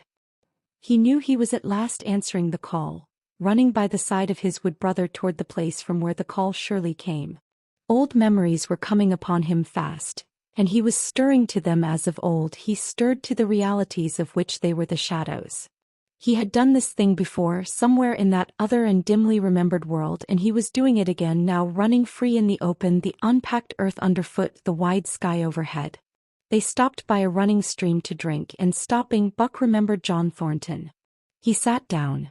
The wolf started on toward the place from where the call surely came, then returned to him, sniffing noses and making actions as though to encourage him. But Buck turned about and started slowly on the back track. For the better part of an hour the wild brother ran by his side, whining softly. Then he sat down, pointed his nose upward and howled. It was a mournful howl, and as Buck held steadily on his way he heard it grow faint and fainter until it was lost in the distance. John Thornton was eating dinner when Buck dashed into camp and sprang upon him in a frenzy of affection, overturning him, scrambling upon him, licking his face, biting his hand, playing the general tomfool, as John Thornton characterized it, the while he shook Buck back and forth and cursed him lovingly. For 2 days and nights Buck never left camp, never let Thornton out of his sight. He followed him about at his work, watched him while he ate, saw him into his blankets at night and out of them in the morning. But after 2 days the call in the forest began to sound more imperiously than ever. Buck's restlessness came back on him, and he was haunted by recollections of the wild brother, and of the smiling land beyond the divide and the run side by side through the wide forest stretches. Once again he took to wandering in the woods, but the wild brother came no more, and though he listened through long vigils the mournful howl was never raised. He began to sleep out at night, staying away from camp for days at a time, and once he crossed the divide at the head of the creek and went down into the land of timber and streams. There he wandered for a week, seeking vainly for fresh sign of the wild brother, killing his meat as he traveled and traveling with the long easy lope that seems never to tire. He fished for salmon in a broad stream that emptied somewhere into the sea, and by this stream he killed a large black bear, blinded by the mosquitoes while likewise fishing, and raging through the forest helpless and terrible. Even so, it was a hard fight, and it aroused the last latent remnants of Buck's ferocity. And 2 days later, when he returned to his kill and found a dozen wolverines quarreling over the spoil, he scattered them like chaff, and those that fled left 2 behind who would quarrel no more. The blood-longing became stronger than ever before. He was a killer, a thing that preyed, living on the things that lived, unaided, alone by virtue of his own strength and prowess, surviving triumphantly in a hostile environment where only the strong survived. Because of all this he became possessed of a great pride in himself, which communicated itself like a contagion to his physical being. It advertised itself in all his movements, was apparent in the play of every muscle, spoke plainly as speech in the way he carried himself, and made his glorious furry coat if anything more glorious. But for the stray brown on his muzzle and above his eyes, and for the splash of white hair that ran midmost down his chest, he might well have been mistaken for a gigantic wolf, larger than the largest of the breed. From his Saint Bernard father he had inherited size and weight, but it was his shepherd mother who had given shape to that size and weight. His muzzle was the long wolf muzzle, save that it was larger than the muzzle of any wolf, and his head, somewhat broader, was the wolf head on a massive scale. His cunning was wolf cunning and wild cunning, his intelligence shepherd intelligence and Saint Bernard intelligence, and all this, plus an experience gained in the fiercest of schools, made him as formidable a creature as any that roamed the wild. A carnivorous animal living on a straight meat diet, he was in full flower at the high tide of his life, overspilling with vigor and virility. When Thornton passed a caressing hand along his back, a snapping and crackling followed the hand, each hair discharging its pent magnetism at the contact. Every part, brain and body, nerve tissue and fiber, was keyed to the most exquisite pitch, and between all the parts there was a perfect equilibrium or adjustment. To sights and sounds and events which required action, he responded with lightning-like rapidity. Quickly as a husky dog could leap to defend from attack or to attack, he could leap twice as quickly. He saw the movement or heard sound, and responded in less time than another dog required to compass the mere seeing or hearing. He perceived and determined and responded in the same instant. In point of fact, the 3 actions of perceiving, determining, and responding were sequential, but so infinitesimal were the intervals of time between them that they appeared simultaneous. His muscles were surcharged with vitality and snapped into place sharply like steel springs. Life streamed through him in splendid flood, glad and rampant, until it seemed that it would burst him asunder in sheer ecstasy and pour forth generously over the world. "Never was there such a dog," said John Thornton one day as the partners watched Buck marching out of camp. "When he was made, the mold was broke," said Pete. "Twy jingo. I tink so mine self," Hans affirmed. They saw him marching out of camp, but they did not see the instant and terrible transformation which took place as soon as he was within the secrecy of the forest. He no longer marched. At once he became a thing of the wild, stealing along softly, cat-footed, a passing shadow that appeared and disappeared among the shadows. He knew how to take advantage of every cover, to crawl on his belly like a snake and like a snake to leap and strike. He could take a ptarmigan from its nest, kill a rabbit as it slept, and snap in mid-air the little chipmunks fleeing a second too late for the trees. Fish in open pools were not too quick for him, nor were beaver mending their dams too wary. He killed to eat, not from wantonness, but he preferred to eat what he killed himself. So a lurking humor ran through his deeds, and it was his delight to steal upon the squirrels, and when he all but had them to let them go, chattering in mortal fear to the treetops. As the fall of the year came on, the moose appeared in greater abundance, moving slowly down to meet the winter in the lower and less rigorous valleys. Buck had already dragged down a stray part-grown calf, but he wished strongly for larger and more formidable quarry, and he came upon it one day on the divide at the head of the creek. A band of 20 moose had crossed over from the land of streams and timber, and chief among them was a great bull. He was in a savage temper, and standing over 6 feet from the ground, was as formidable an antagonist as even Buck could desire. Back and forth the bull tossed his great palmate antlers, branching to 14 points and embracing 7 feet within the tips. His small eyes burned with a vicious and bitter light, while he roared with fury at sight of Buck. From the bull's side, just forward of the flank, protruded a feathered arrow end, which accounted for his savageness. Guided by that instinct which came from the old hunting days of the primordial world, Buck proceeded to cut the bull out from the herd. It was no slight task. He would bark and dance about in front of the bull, just out of reach of the great antlers and of the terrible splay hoofs which could have stamped his life out with a single blow. Unable to turn his back on the fanged danger and go on, the bull would be driven into paroxysms of rage. At such moments he charged Buck, who retreated craftily, luring him on by a simulated inability to escape. But when he was thus separated from his fellows, 2 or 3 of the younger bulls would charge back upon Buck and enable the wounded bull to rejoin the herd. There is a patience of the wild, dogged, tireless, persistent as life itself, that holds motionless for endless hours the spider in its web, the snake in its coils, the panther in its ambuscade. This patience belongs peculiarly to life when it hunts its living food, and it belonged to Buck as he clung to the flank of the herd, retarding its march, irritating the young bulls, worrying the cows with their half-grown calves, and driving the wounded bull mad with helpless rage. For half a day this continued. Buck multiplied himself, attacking from all sides, enveloping the herd in a whirlwind of menace, cutting out his victim as fast as it could rejoin its mates, wearing out the patience of creatures preyed upon, which is a lesser patience than that of creatures preying. As the day wore along and the sun dropped to its bed in the northwest, the darkness had come back and the fall nights were 6 hours long. The young bulls retraced their steps more and more reluctantly to the aid of their beset leader. The downcoming winter was harrying them on to the lower levels, and it seemed they could never shake off this tireless creature that held them back. Besides, it was not the life of the herd or of the young bulls that was threatened. The life of only one member was demanded, which was a remoter interest than their lives, and in the end they were content to pay the toll. As twilight fell, the old bull stood with lowered head, watching his mates, the cows he had known, the calves he had fathered, the bulls he had mastered, as they shambled on at a rapid pace through the fading light.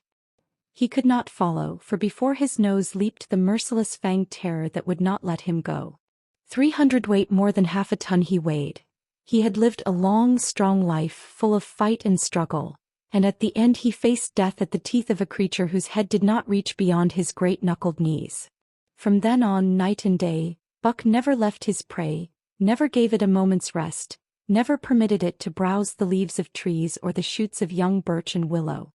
Nor did he give the wounded bull opportunity to slake his burning thirst in the slender trickling streams they crossed. Often, in desperation, he burst into long stretches of flight. At such times Buck did not attempt to stay him, but loped easily at his heels, satisfied with the way the game was played, lying down when the moose stood still, attacking him fiercely when he strove to eat or drink. The great head drooped more and more under its tree of horns, and the shambling trot grew weak and weaker. He took to standing for long periods, with nose to the ground and dejected ears dropped limply, and Buck found more time in which to get water for himself and in which to rest. At such moments, panting with red lolling tongue and with eyes fixed upon the big bull, it appeared to Buck that a change was coming over the face of things. He could feel a new stir in the land. As the moose were coming into the land, other kinds of life were coming in. Forest and stream and air seemed palpitant with their presence. The news of it was borne in upon him not by sight or sound or smell, but by some other and subtler sense. He heard nothing, saw nothing, yet knew that the land was somehow different, that through it strange things were afoot and ranging, and he resolved to investigate after he had finished the business in hand. At last, at the end of the 4th day, he pulled the great moose down. For a day and a night he remained by the kill, eating and sleeping turn and turn about. Then, rested, refreshed and strong, he turned his face toward camp and John Thornton. He broke into the long easy lope and went on, hour after hour, never at loss for the tangled way, heading straight home through strange country with a certitude of direction that put man and his magnetic needle to shame. As he held on, he became more and more conscious of the new stir in the land. There was life abroad in it different from the life which had been there throughout the summer. No longer was this fact borne in upon him in some subtle, mysterious way. The birds talked of it, the squirrels chattered about it, the very breeze whispered of it. Several times he stopped and drew in the fresh morning air in great sniffs, reading a message which made him leap on with greater speed. He was oppressed with a sense of calamity happening, if it were not calamity already happened, and as he crossed the last watershed and dropped down into the valley toward camp, he proceeded with greater caution. 3 miles away he came upon a fresh trail that sent his neck hair rippling and bristling. It led straight toward camp and John Thornton. Buck hurried on, swiftly and stealthily, every nerve straining and tense, alert to the multitudinous details which told a story, all but the end. His nose gave him a varying description of the passage of the life on the heels of which he was traveling. He remarked the pregnant silence of the forest. The bird life had flitted. The squirrels were in hiding. One only he saw, a sleek gray fellow flattened against a gray dead limb so that he seemed a part of it, a woody excrescence upon the wood itself. As Buck slid along with the obscureness of a gliding shadow, his nose was jerked suddenly to the side as though a positive force had gripped and pulled it. He followed the new scent into a thicket and found Nigeria. He was lying on his side, dead where he had dragged himself, an arrow protruding head and feathers from either side of his body. 100 yards farther on, Buck came upon one of the sled dogs Thornton had bought in Dawson. This dog was thrashing about in a death struggle directly on the trail, and Buck passed around him without stopping. From the camp came the faint sound of many voices, rising and falling in a sing-song chant. Bellying forward to the edge of the clearing, he found Hans lying on his face, feathered with arrows like a porcupine. At the same instant Buck peered out where the spruce bough lodge had been and saw what made his hair leap straight up on his neck and shoulders. A gust of overpowering rage swept over him. He did not know that he growled, but he growled aloud with a terrible ferocity. For the last time in his life he allowed passion to usurp cunning and reason, and it was because of his great love for John Thornton that he lost his head. The Yeehats were dancing about the wreckage of the Spruce Bough Lodge when they heard a fearful roaring and saw rushing upon them an animal the like of which they had never seen before. It was Buck, a live hurricane of fury, hurling himself upon them in a frenzy to destroy. He sprang at the foremost man, it was the chief of the Yeehats, ripping the throat wide open till the rent jugular spouted a fountain of blood. He did not pause to worry the victim but ripped in passing, with the next bound tearing wide the throat of a second man. There was no withstanding him. He plunged about in their very midst, tearing, rending, destroying, in constant and terrific motion which defied the arrows they discharged at him. In fact, so inconceivably rapid were his movements, and so closely were the Indians tangled together, that they shot one another with the arrows, and one young hunter, hurling a spear at Buck in mid-air, drove it through the chest of another hunter with such force that the point broke through the skin of the back and stood out beyond. Then a panic seized the Yeehats, and they fled in terror to the woods, proclaiming as they fled the advent of the evil spirit. And truly Buck was the fiend incarnate, raging at their heels and dragging them down like deer as they raced through the trees. It was a fateful day for the Yeehats. They scattered far and wide over the country, and it was not till a week later that the last of the survivors gathered together in a lower valley and counted their losses. As for Buck, wearying of the pursuit, he returned to the desolated camp. He found Pete where he had been killed in his blankets in the first moment of surprise. Thornton's desperate struggle was fresh written on the earth, and Buck scented every detail of it down to the edge of a deep pool. By the edge, head and 4 feet in the water, lay Skeet, faithful to the last. The pool itself, muddy and discolored from the sluice boxes, effectually hid what it contained, and it contained John Thornton, for Buck followed his trace into the water from which no trace led away. All day Buck brooded by the pool or roamed restlessly about the camp. Death, as a cessation of movement, as a passing out and away from the lives of the living, he knew, and he knew John Thornton was dead. It left a great void in him, somewhat akin to hunger, but a void which ached and which food could not fill. At times when he paused to contemplate the carcasses of the Yehats, he forgot the pain of it, and at such times he was aware of a great pride in himself, a pride greater than any he had yet experienced. He had killed man, the noblest game of all, and he had killed in the face of the law of club and fong. He sniffed the bodies curiously. They had died so easily. It was harder to kill a husky dog than them. They were no match at all were it not for their arrows and spears and clubs. Thenceforward he would be unafraid of them except when they bore in their hands their arrows, spears and clubs. Night came on and a full moon rose high over the trees into the sky, lighting the land till it lay bathed in ghostly day. And with the coming of the night, brooding and mourning by the pool, Buck became alive to a stirring of the new life in the forest other than that which the Yehats had made. He stood up, listening and scenting. From far away drifted a faint, sharp yelp, followed by a chorus of similar sharp yelps. As the moments passed, the yelps grew closer and louder. Again Buck knew them as things heard in that other world which persisted in his memory. He walked to the center of the open space and listened. It was the call, the many-noted call, sounding more luringly and compellingly than ever before. And as never before he was ready to obey. John Thornton was dead. The last tie was broken. Man and the claims of man no longer bound him. Hunting their living meat as the Yehats were hunting it, on the flanks of the migrating moose, the wolf pack had at last crossed over from the land of streams and timber and invaded Buck's Valley. Into the clearing where the moonlight streamed, they poured in a silvery flood, and in the center of the clearing stood Buck, motionless as a statue waiting their coming. They were awed, so still and large he stood, and a moment's pause fell till the boldest one leaped straight for him. Like a flash Buck struck, breaking the neck. Then he stood without movement as before, the stricken wolf rolling in agony behind him.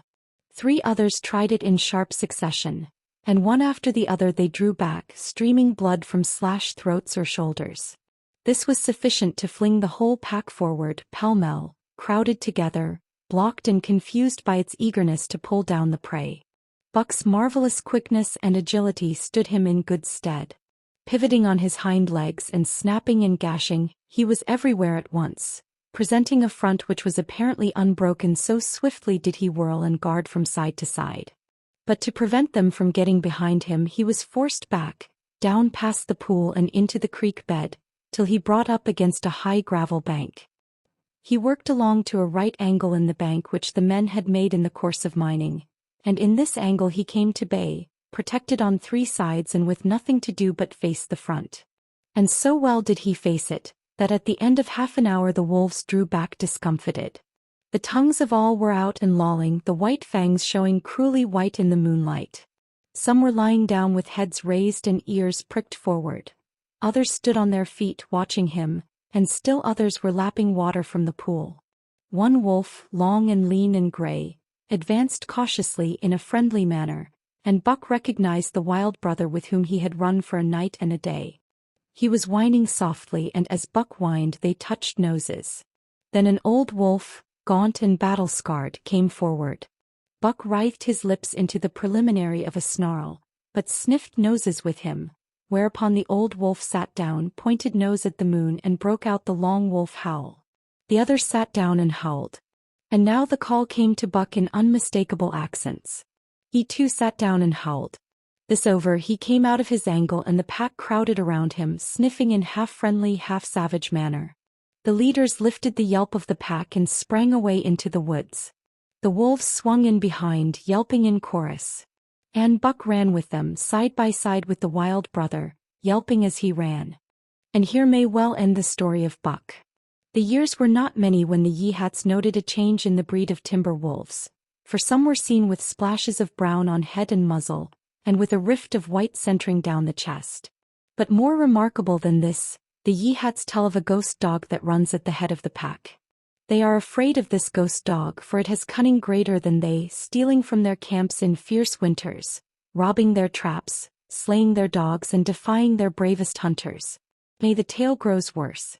Hunters there are who fail to return to the camp, and hunters there have been whom their tribesmen found with throats slashed cruelly open and with wolf prints about them in the snow greater than the prints of any wolf. Each fall, when the Yehats follow the movement of the moose, there is a certain valley which they never enter. And women there are who become sad when the word goes over the fire of how the evil spirit came to select that valley for an abiding place. In the summers there is one visitor, however, to that valley of which the Yehats do not know. It is a great gloriously coated wolf, like and yet unlike all other wolves. He crosses alone from the smiling timberland and comes down into an open space among the trees. Here a yellow stream flows from rotted moosehide sacks and sinks into the ground, with long grasses growing through it and vegetable mold overrunning it and hiding its yellow from the sun. And here he muses for a time, howling once, long and mournfully, ere he departs. But he is not always alone. When the long winter nights come on and the wolves follow their meat into the lower valleys, he may be seen running at the head of the pack through the pale moonlight or glimmering borealis, leaping gigantic above his fellows, his great throat a bellow as he sings a song of the younger world, which is the song of the pack.